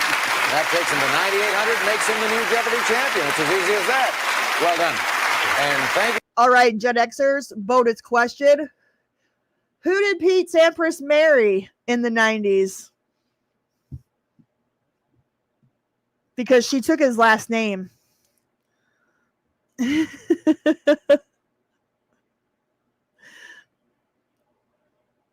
She was in the movie Billy Madison. I know somebody's going to get it. Billie Jean King. Nope. Mrs. Sampras. Well, she did take his name professionally even. And yeah, Agassi married Steffi Graf. Bridget Wilson. There you go, Alex. Well done. Bridget Wilson Sampras. She was the lead or the female lead in like I said, Billy Madison. All right. Next question. you ladies for a good game. We'll say goodbye, ladies and gentlemen. Join us again tomorrow for more on Jeopardy. Veronica Vaughn. Popular Yes. subject. Yeah, I will All right, give it Jeannie, away. over to you first. You were in third place, and you came up with what is The Secret Life of Bees. Sorry, incorrect. Costs you $2,000 only, leaving you with $5,000. Let's go to our champion, Justin Waters, had $15,000, and he wrote down, what is the Bridges of Madison County? Clint Eastwood and Meryl Streep starred in the motion picture. You are right. Your wager was $15,000. You double your score to $30,000. You have the lead as we go to George. I think you're right. The book at is very short. It's a short story. Bridges of Madison County. See, I would have taken it back 30 years to the bridges at Tokuri. And let's see what you add. 14,000. Hey, you're going to be the new champion with $31,400. Way to go. Good game. Good performance. Thanks to all three of you. And thank you for tuning us in. We'll do it again tomorrow. Sounds like fun. 1990s. So if this Merv Griffin Think song is going to get me copyright violated or not. I didn't even think about that till this moment. Those daily doubles, but that's all right. You wound up with 5,000. What's my degree in? I have a degree in broadcast journalism and business communications. You did indeed. With a minor in American history. Let's go to Catherine. She's our champion. She had 11,400. She's in second place now. She could move into the lead very easily. She got the right response. Wagered only 2,200, bumping her up to 13,600, taking us to Diana Sue. 16,000 in the lead, and that total will go up if she wagered, and she did substantially. 8,001. New champion with $24,001. This is true, Mo. Thank you for the $2. To be fair, this song is I'm a Little Teapot. Yeah, pretty much. Oh, here we go. Hold on. 2 last names, same first letter. Let's see. That seems like a very difficult category. So the 2 last names, the 2 correct last names to this question begin with the same first letter. All right, here we go. The final Jeopardy category today. Let's dissect this question. Born 344 years apart, they are the 2 real people mentioned by name in the titles of 1990s Best Picture Oscar winners. I'm going to go ahead and make my choice because I don't see it here. I see one. Shakespeare in Love would be William Shakespeare. Shakespeare in Love was 98. And the other one would be 94, would be Oscar Schindler from Schindler's List. That would be my guess. Here we go.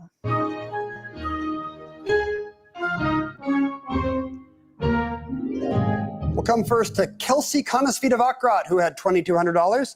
She wrote down who are Schindler and Smith. Schindler's List is right. You were halfway correct.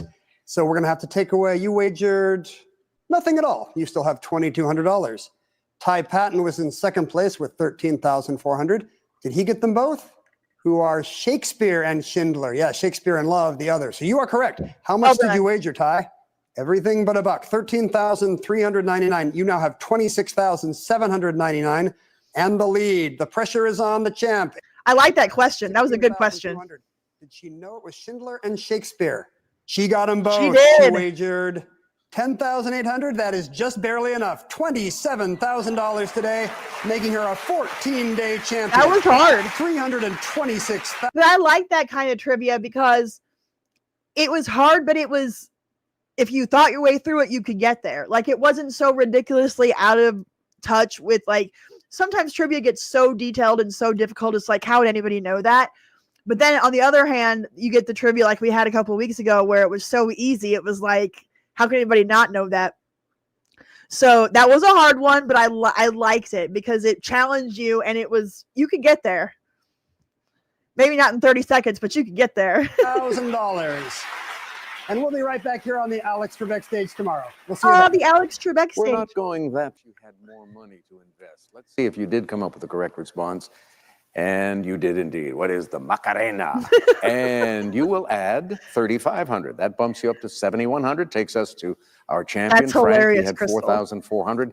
He got the Macarena, and he will add $43.99. He's going to finish in second place. Rob, over to you now. You couldn't be caught. Did you come up with the Macarena? You did.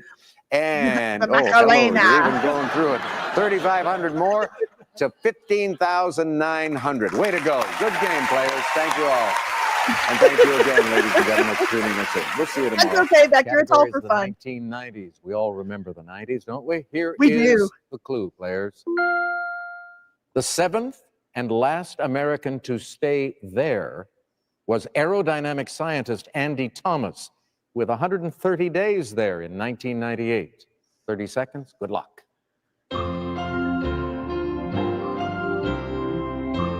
The seventh and last American to stay there was aerodynamic scientist Andy Thomas with 130 days there in 1998. It's got to be some kind of space station, right? The International Space Station. Oh, Mir. Yes, I bet you're right. I bet it is Mir.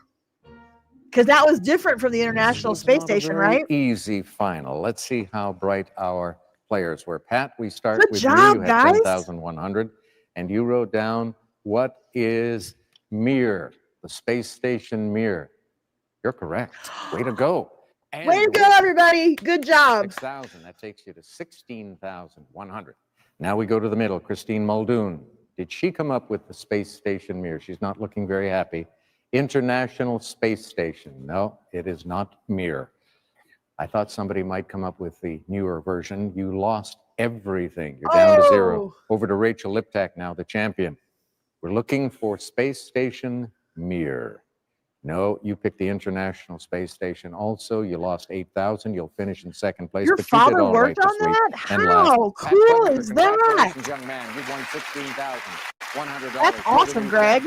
You get to play again right here tomorrow. Join us then. Come on. Films of the 1990s. We all remember. For a Jeopardy final. Jack is not looking happy because you picked Men in Black instead. Where will you finish? In second or third place? Men in Black. Oh, you're going to finish in You're third wrong, place sir. today, but you've won a lot of money already. And Kristen Robbins, you're going to wrap the week up with us tomorrow, coming in with 36,399. Way to go. And that's what we're doing. We're going, but we'll see you in 23 and a half hours from now. Very popular subject for final, the Oscars. Players, here's your clue. All right, here we go. This Brit is the only actor to get Oscar nominations for playing 2 real-life U.S. presidents, both for 1990s films. 30 seconds, good luck. Oh, man. This Brit is the only actor to get Oscar nominations for playing 2 real-life U.S. presidents, both for 1990s films. Yeah, it's got to be Hopkins. I'm trying to figure out the movies that he played presidents in, though. Did he play Nixon? Nixon and John Quincy Adams in Amistad. Okay, you guys are Hey, we good. start with you. You were close to the lead here. You had 9,800, and you said who? This one would have got me. Day-Lewis, and that Maybe. is wrong. I don't know if I'd have been able to come up with it in Lincoln, 30 seconds. Not another president. You lose only 3,000. You're at 6,800. We come to Justin. He's our champ. He had 10,000. He came up with Daniel Day-Lewis. Wrong. He lost 4,000. He drops to 6,000. Ryan, over to you now. You were leading with 10,400. You selected Daniel Day-Lewis also. No, the Brit actor is Anthony Hopkins. Played Nixon. Well done, guys. And John Quincy Adams in the film Amistad. What did it cost you? 9601. Hey, Shadi Peterman, you're the new Jeopardy champion with $6,800. Well done. We're back tomorrow. Join us then, won't you? All right, players, here we go. Final Jeopardy, the category 1990s trends. 90s trends. This could be a good one. Maybe too easy. We'll see. You guys ready? Here we go. And the clue. One nickname for this product, now back in vogue, comes from a Pennsylvania region, also known for wagons. Good luck.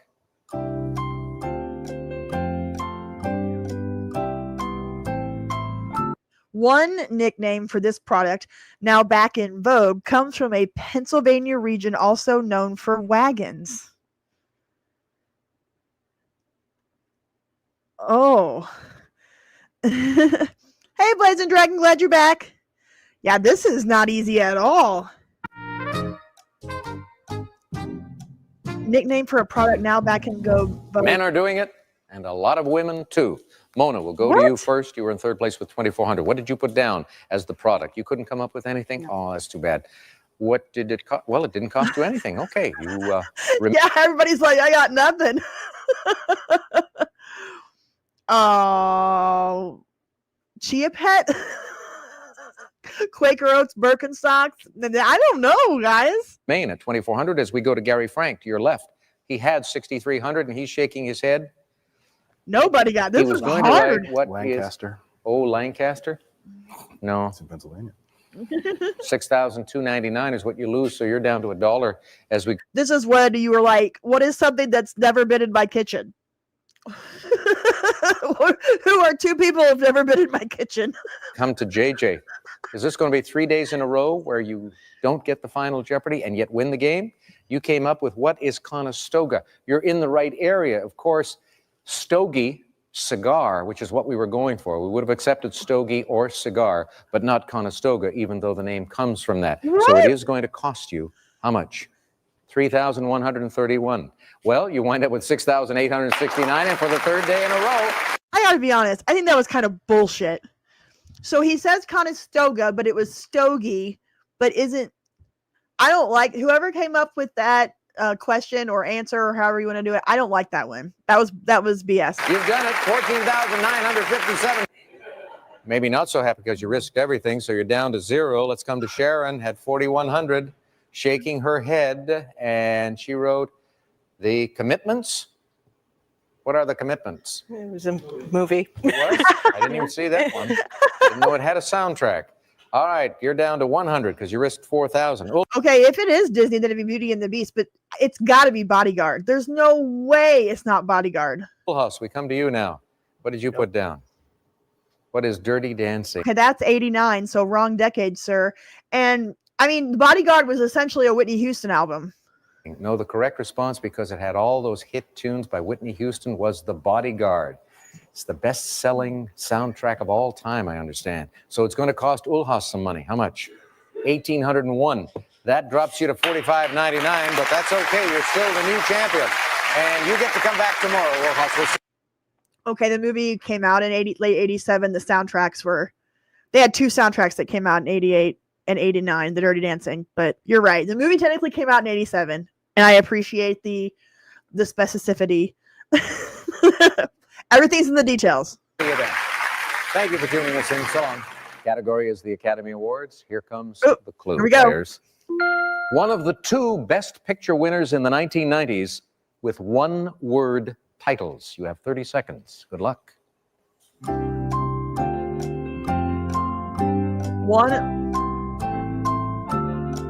One of the two Best Picture winners in the 1990s with one-word titles. Well, yeah, Titanic. Braveheart. You guys are good. Titanic and Braveheart. I'd have gotten there. I gotta stop smoking weed. No, I don't. Sahir, we start with you. What did you put down as your response? Were you able to come up with one of the two? You wrote down, what is shine? Sorry, that was not a winner. And so it will cost you $1,644. That drops you down to $1,156. Let's go to the middle now to Kim Worth. He had 8,100. His response was, what is Braveheart? That is one of the two. Your wager, nothing. So you That is a hairstyle choice, sir. Wow. Woo. 10,300 going into final. Did she come up with Braveheart, or she was going for something else? The other one was Unforgiven, the Clint Eastwood film. What did you risk? 6,000. That drops you down to 4,300. And guess what, Kim Worth? Congratulations. Wait. You get to come back tomorrow to play for. Did he give us the answer? I missed it. How did I miss it? Were we right? I'm here talking. 56. Let's go to the middle now to Kim Worth. He had 8,100. His response was, what is Braveheart? That is one of the two. Okay, so Braveheart is one. Was Titanic the other one? Your wager. Or was it Unforgiven? Nothing. So you remain at 8,100 as we go to Grace Veach. 10,300 going into final. Did she come up with Braveheart, or She was going for something else. The other one was Unforgiven. The Clint. So we got a little too big for our britches, guys, thinking it was Titanic and Braveheart. So yeah, that was good. Unforgiven's a great movie. There was some really great westerns in the early 90s. Between Tombstone and Unforgiven. Even Wyatt Earp was good. Eastwood film. And what did you risk? Dances with Wolves and everything. $6,000. That drops you down to $4,300. And guess what, Kim Worth? Congratulations. You get to come back tomorrow to play for $100,000. 1990s best. All right, that's what happened. Episode must have been before Titanic won, because I thought Titanic won Best Picture. Let's make double sure.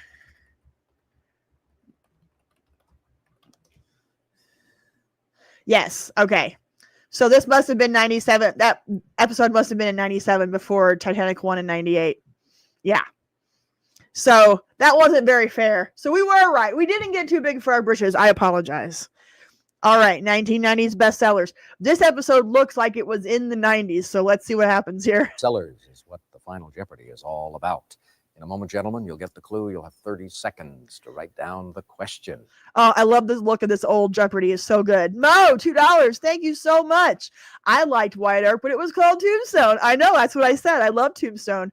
It was the better one than Wyatt Earp. They came out around the same time, but they were both good in their own ways. But Tombstone was obviously, it had Val Kilmer, Doc Holliday. You can't get better than that. But yeah, Wyatt Earp was okay, but Tombstone was the best.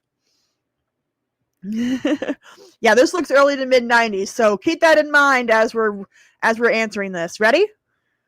Here we go. 1990s bestsellers. Here's the answer. The pivotal item in a 1992 bestseller. I know. It was written by Darby Shaw. I know. I read this book.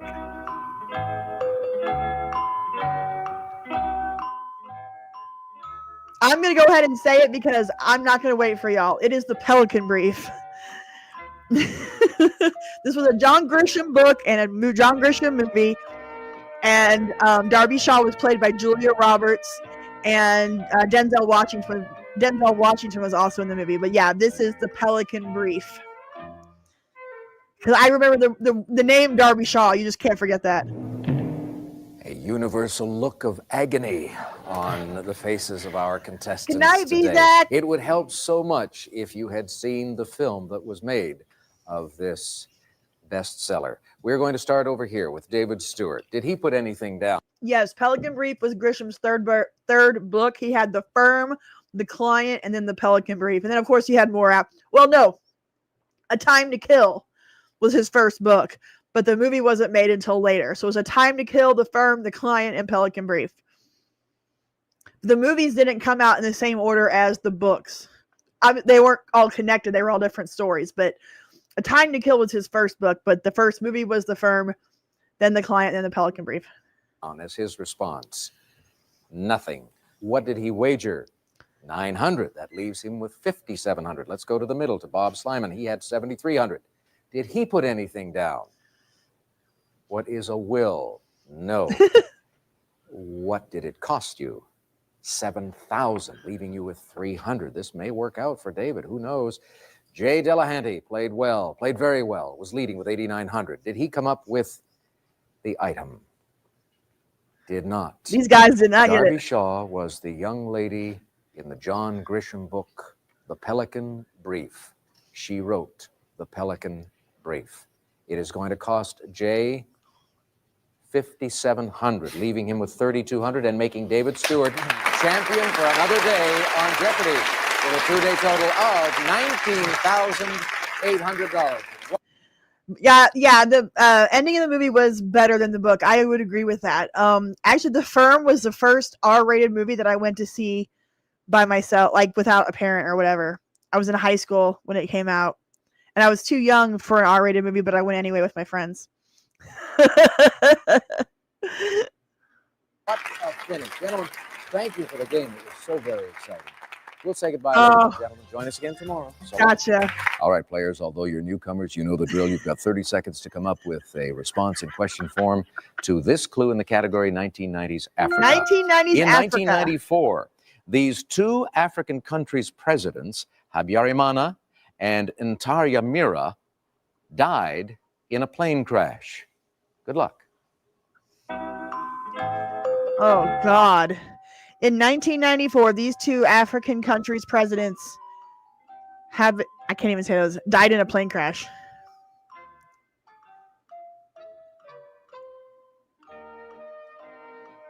I was going to say, I would think Rwanda would be one of them. Oh, man, Robert. Rwanda and Burundi. You might be right. Started the Rwanda genocide. Okay, let's see. Scott, let's start with you and see if you came up with the correct response. What are the two countries in your estimation? They are Rwanda and Tanzania. Sorry, incorrect. Your wager was $4,500, so that takes care of all the cash you had. Jeff Holt had $5,100. Which countries did he select? What is same two? Wrong. And his wager was $4,000. That leaves you with $1,100. Let's go to Lori Kittle now. She had $8,600. What did she write down? She picked Rwanda and Burundi. We'll accept that. It's a misspelling on Burundi, but that's all right. We do not usually penalize you as long as we know that you know the correct response. And in this case, you did. Good job, Robert. Way to go. I would have gotten Rwanda, but I would have not gotten Burundi. Excellent. Excellent job. And the genocide started after that. Gotcha. Did I see Hotel Rwanda, the movie? I did when it first came out. That had Don Cheadle in it, right? I don't remember it very well. I mean, I know I saw it because I ran a video store in the early 2000s, or, you know, like I worked at Movie Gallery and Family Video at different times in my life. I ran a Family Video and I watched every movie that was in my store. Hotel Rwanda came out around that time. I remember watching it, but I don't remember much of it. Good job, Robert. Way to go. Join us next time out on Jeopardy. We love the 90s. 1990s #1 songs is our category and final today, and here's the clue. This title character of the top song from 1996 can't stand her boyfriend, Vitorino, and spurns him to be with his two friends. 30 seconds. Good luck. The Macarena. You should always think about the Macarena.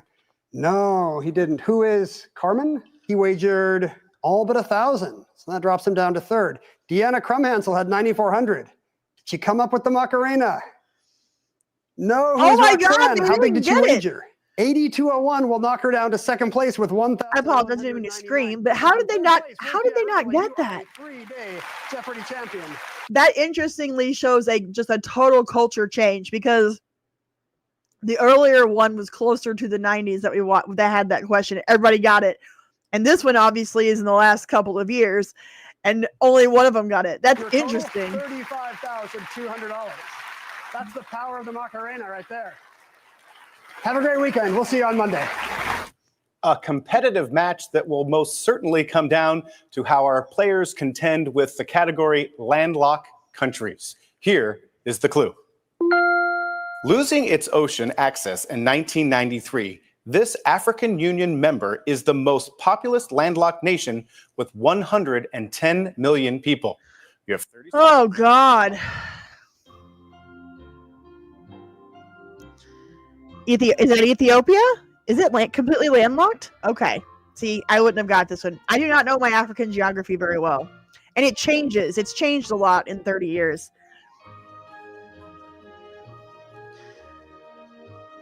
See, I would have gone with, no, but I think Nigeria is on the coast.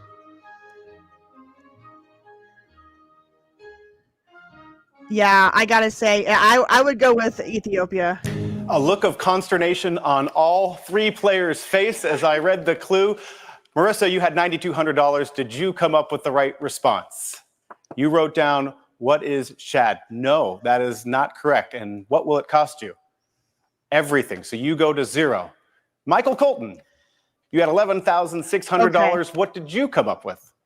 What is Nigeria? No, that is also incorrect. But how much did you wager? $2,399, leaving you with $9,000. Yeah, African trivia is not my forte either. I never took an African, I never took an African geography class, but I did take an African film and video class, and we learned a lot about geography during that class. But yeah, Nigeria has Lagos in the coast. That's what I thought. If you get the wrong answer, it means you're a racist. Crystal, you crazy. You guys having fun? Oh, I'm so glad, Jesse, and that's great. Yeah, 90s African trivia is not my forte either. If the answer is not Nelson Mandela, I'm not sure I'm gonna get it. Oh, I think that was the last one. Oh man. And he is shaking his head. What did he come up with? What is Nigeria? No, tough one. We were looking for Ethiopia. It was made landlocked by the independence of Eritrea in 1993. What does that cost you? $9,427, which means, Michael Colton, you are the new Jeopardy champion with $9,200. All right, that's it for this video. Just so you know, this is from the channel World of Jeopardy. So that was really cool that they put that together.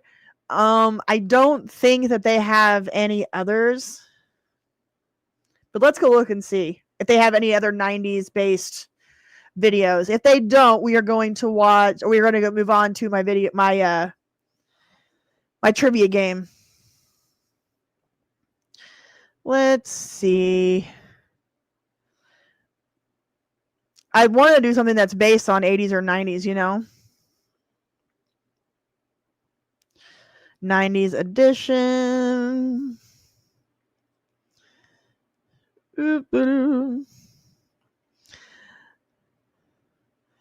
Doesn't look like they have anything.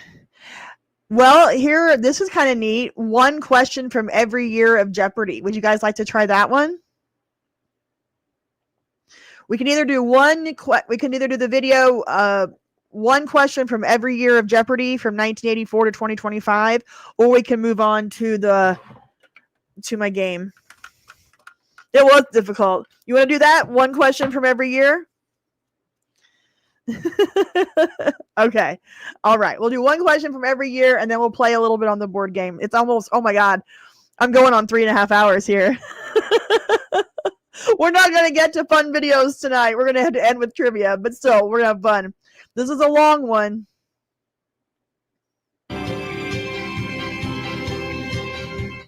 One question from every year of Jeopardy. I got to keep the sounds kind of low, so.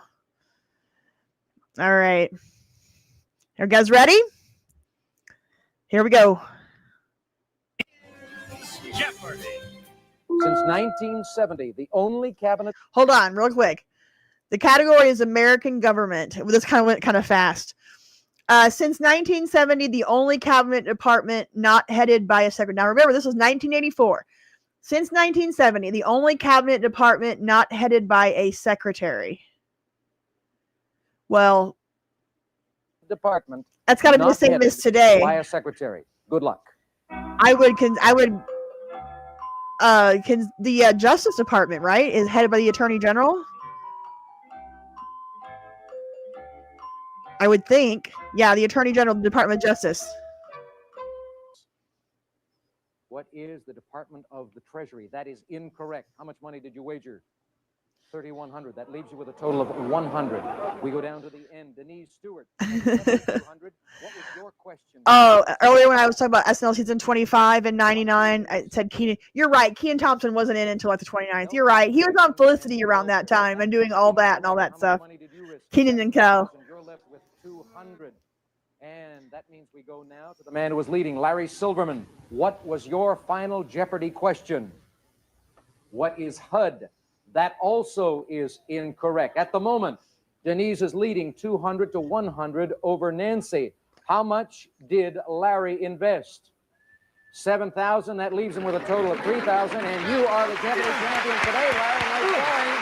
Thank you. We'll be back tomorrow to face 2 challenges. Congratulations to you. Weights and measures for 200, please. In that column.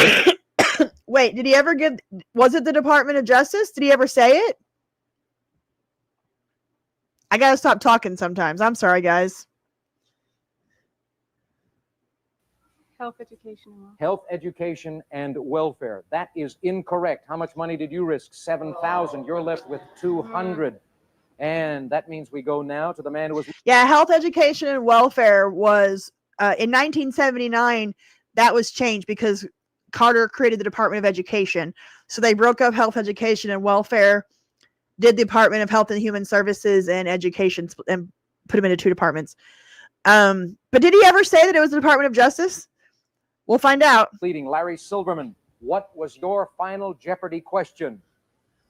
What is HUD? That also is incorrect. At the moment, Denise is leading 200 to 100 over Nancy. How much did Larry invest? 7,000. That leaves him with a total of 3,000. And you are the Jeopardy champion today, Larry. Nice going. You'll be back tomorrow to face 2 challenges. Congratulations to you. Weights and measures. Well, hell, they didn't. But we all know what it was. Well, thank you, Jesse.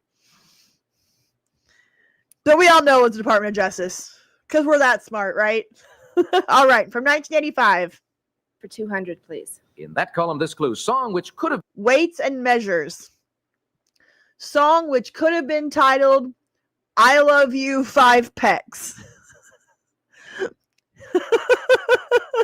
My guess is bushel and a peck. I love you, a bushel and a peck. Been titled, I Love You 5 Pecs. Phyllis? What is I love you, a bushel and a peck? A bushel and a peck from Guys and Dolls. Right. Whoop, whoop. Yeah, I think they messed that up. I don't know why they would give a clip that doesn't have the answer.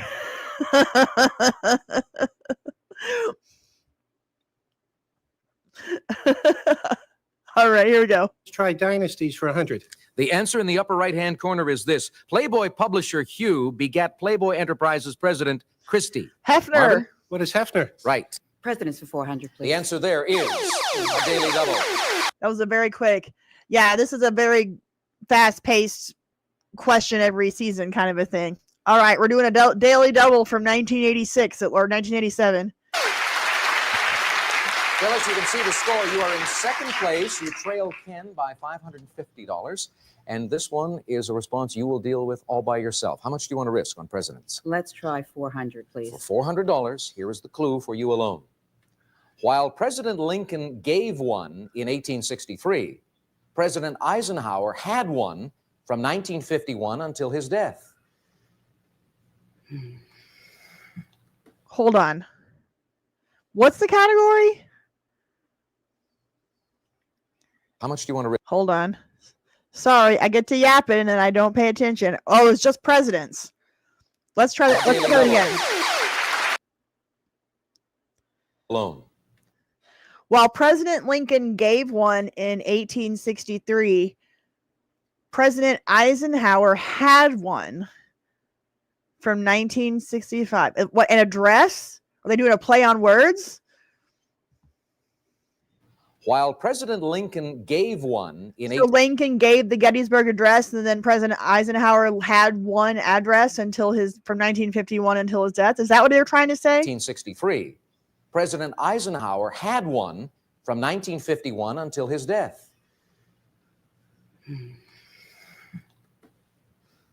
What is an address? Be more specific. What is a Gettysburg Address? That's it. Yes, for $400. Okay, so I guess Eisenhower had a Gettysburg Address. Okay, I get it now. Dumb question, but okay. Select again, please. The longest boundary between any two U.S. states is the one between these two. Good luck.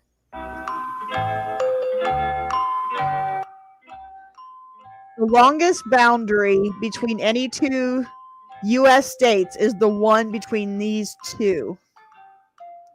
I would guess California and Nevada.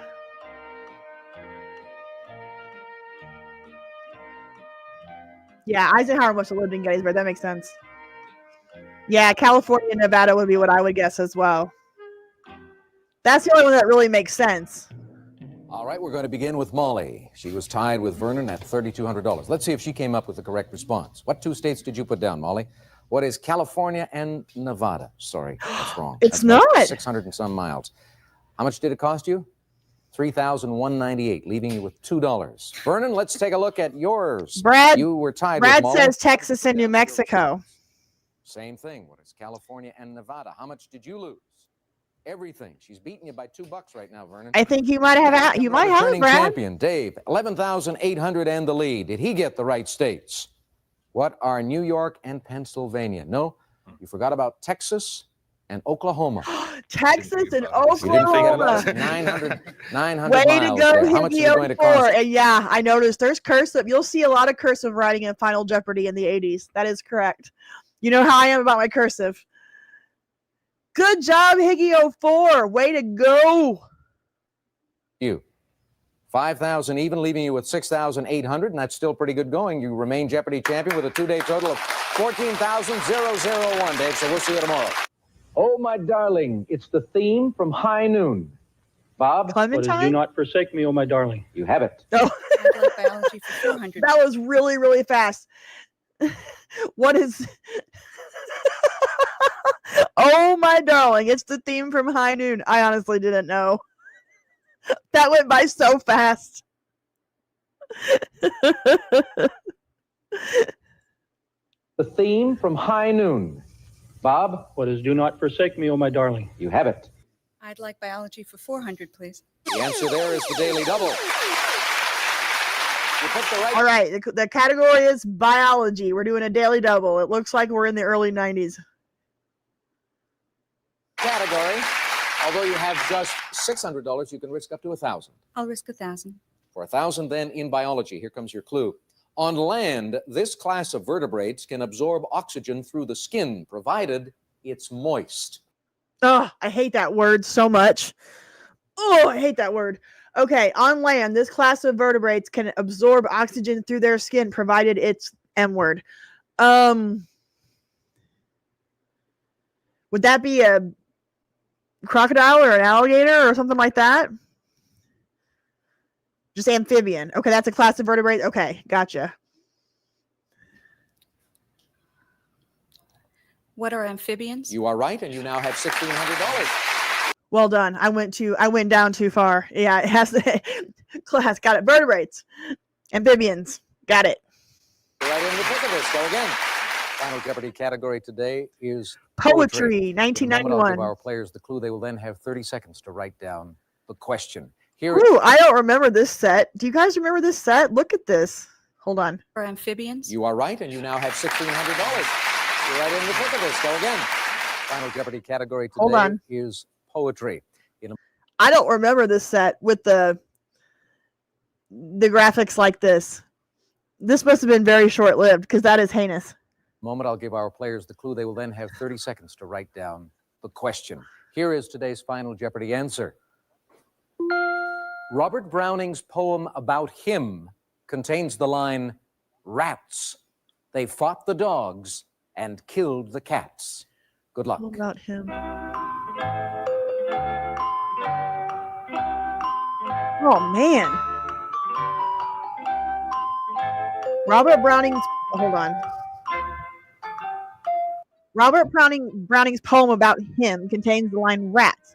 They fought the dogs and killed the cats." Poem about him. I don't know. All right, time's up. Let's begin in the middle with you, Bob Porosky. You were in third place with 3,100. What did you put down as your Final Jeopardy response? Who is Don Juan? Sorry, that is incorrect. You risked how much money? I was going to go with the Pied Piper, but I was like, that doesn't make sense either. $899. Get rid of That'll take poem you down about Pied to Piper. 2,201. Let's come down to this end now to Molly, our returning champion. She had 6,300. Did she come up with the correct response? Oh. Who is the Pied Piper? She did indeed. Oh And my your gosh. wager, 4,000. That puts you in the lead right now with $10,300. And I totally just pulled that out of the air. I don't even know how that happened. it takes us to Richard Bannon, who was leading with 7,400. His response. Joseph got Who it. is Way the to Pied Piper well of Hamelin? done. He is correct. If he wagered enough, he will be the new Jeopardy champion. His bet was $5,201, and that is enough, giving him $12,601 and the Jeopardy crown for Thank today. you, guys. Congratulations to you, and thanks to our other players for a good game. We'll say goodbye. Please join us again tomorrow. So long. Musical theater for 500, please. Completes the title of the 1979 musical, A Day in Hollywood. Jim? A Night in the Ukraine. Remember your phrasing? Excuse me. What is A Night in the Ukraine? That's right. Do they still do that? Do they still let you, if you don't get your phrasing proper, do they give you a second chance? Yeah, it was a wild ass guess. Very nice. That was interesting that he gave him a second chance to phrase it proper, but I would not have gotten that. Okay, they don't do that anymore? Okay. We're going to go back and watch that again. The players for a good game. We'll say goodbye. Please join us again tomorrow. So long. Okay. Musical theater for 500. First round only they allow you to get. So musical theater, I would not have gotten this one. Completes the title of the 1979 musical, A Day in Hollywood. Jim? A Night in the Ukraine. Remember your phrasing? Excuse me. What is A Night in the Ukraine? That's right. World capitals for 6. Once the capital of the British East Africa Protectorate, it's been Kenya's capital since 1963. Oh, God. Robert. What is Nairobi? Right. Nairobi, I could have known that. Okay, let's go to July 4th, 1994. All right, let's test your knowledge of that subject. The U.S. Coast Guard intercepted over 3,000 refugees on boats from this country. Steve. What is Haiti? Haiti, Yes. yeah. The wagers have been made. I'm about to read the clue. Our players will have 30 seconds to write down their question once I read. All right, this is from 1994, and this is countries of the world is the category. This for you. The final Jeopardy answer is, other than in Germany, the United States has more military personnel stationed in this foreign country than in any other. Good luck. I mean, my first guess is Israel. But I honestly don't know. I would have thought Germany. Okay, Japan, that makes sense. Well, South Korea makes sense too. You guys are probably right. It's probably South Korea.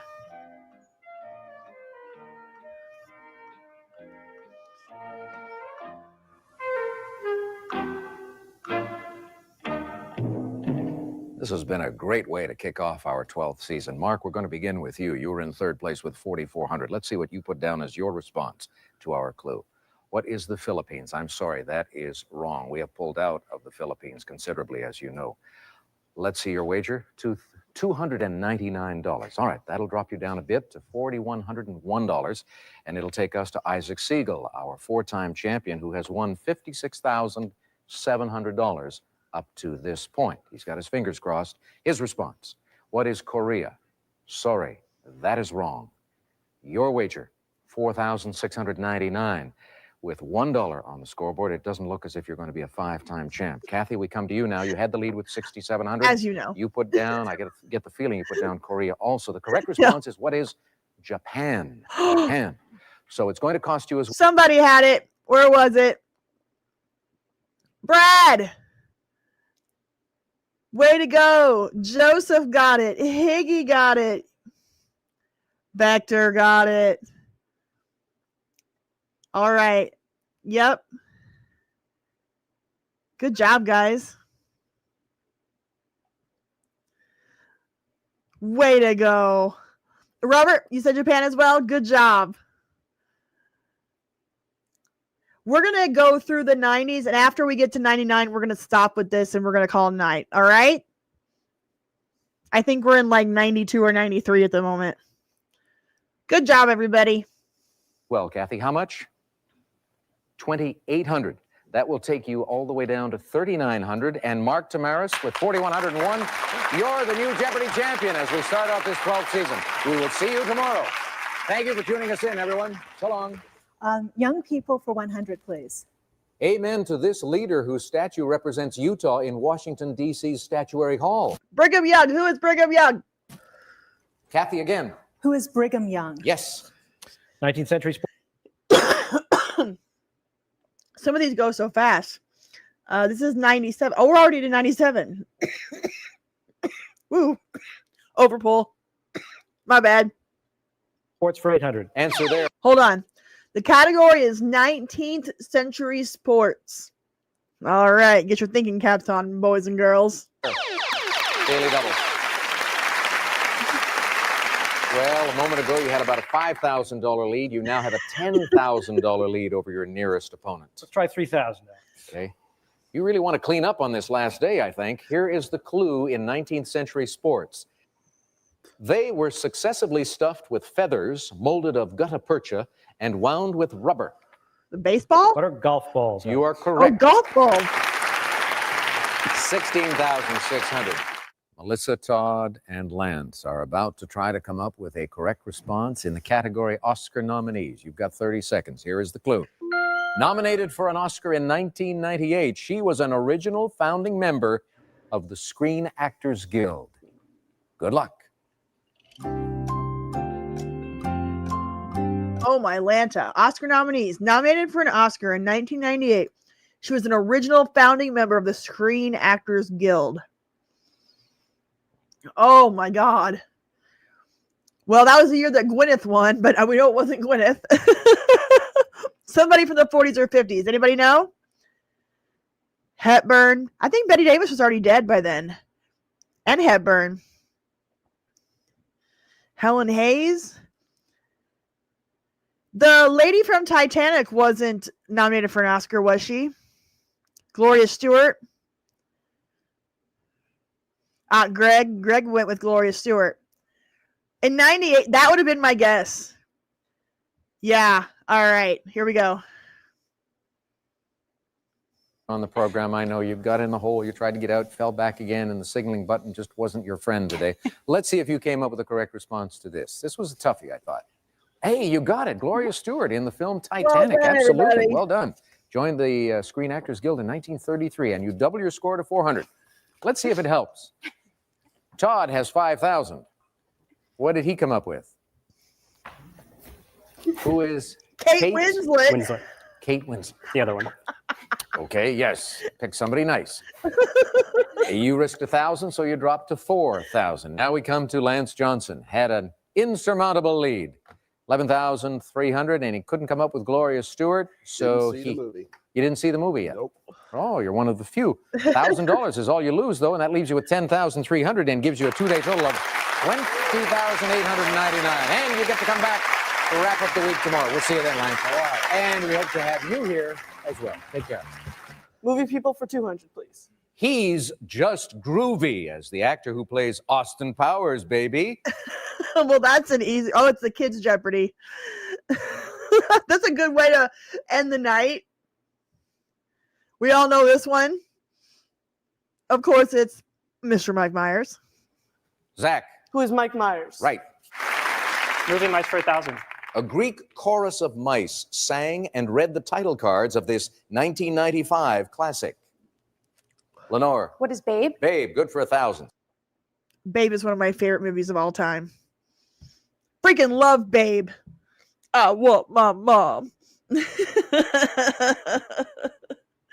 So good. Yeah, we went full circle with the Mike Myers. I should have stopped it right there, but we got the Babe question, so that was really good too. Guys, I hope you had fun with me tonight. Yeah, that'll do, pig. That'll do. I loved Babe so much.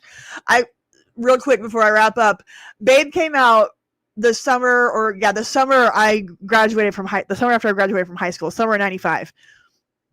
And I moved to Texas to go to Baylor at Waco in the August of 95. And that was, hundreds of miles away from home. It was my first time living away from home. And like 2 weeks into my freshman year, my friends and I went to see Babe at the movie theater. And Babe gets on there and starts crying. I want my mom. And let me tell you, I absolutely lost it. I was so homesick. I was maybe a month into college, and I mean, cried and cried. I called my mom right after I watched that movie. And I was like, Mom, you've got to see this pig movie. It's so good. But anyways, thank you guys so much for joining me tonight. I had a blast. I can't believe we've been doing this for almost 4 hours. Crazy. Please like this live stream, subscribe to the channel if you haven't, check out my Discord if you haven't. All those links are in my channel's descriptions. Join the channel if you'd like. We have a 99-cent level for jamming on the one. We got a $4.99 level for I got 5 on it. So come on over and join me in the members section. Members, please remember that this Sunday we do not have a live stream. We're doing it every 2 weeks now. But if you come over and check me out in the Discord, I'll be streaming some movies on Tuesdays and Thursday nights or TV shows. And we'll also be doing some old school radio shows during the day for workday music. I do have a video coming out this weekend, either tomorrow or on Sunday. I'm finishing it up as we speak, about 80s TV's reunion movies. And next Friday, Jay Flex will be joining me, a Gen Z reactor, Gen Z content creator. We're going to have a generational crossover live stream. So thank you guys very, very much. I had a blast. May the Schwartz be with you. God, I hope they don't mess up Spaceballs too. I'll just be so sad. Have a great night. Everybody get some rest. Yes, Crystal, that is correct. Everybody get some rest. Have a great night, and I will see you guys next Friday night early, 6 o'clock Central. Don't forget, we got to go early because Jay's in the UK, all right? Everybody have a great night. Okay, bye.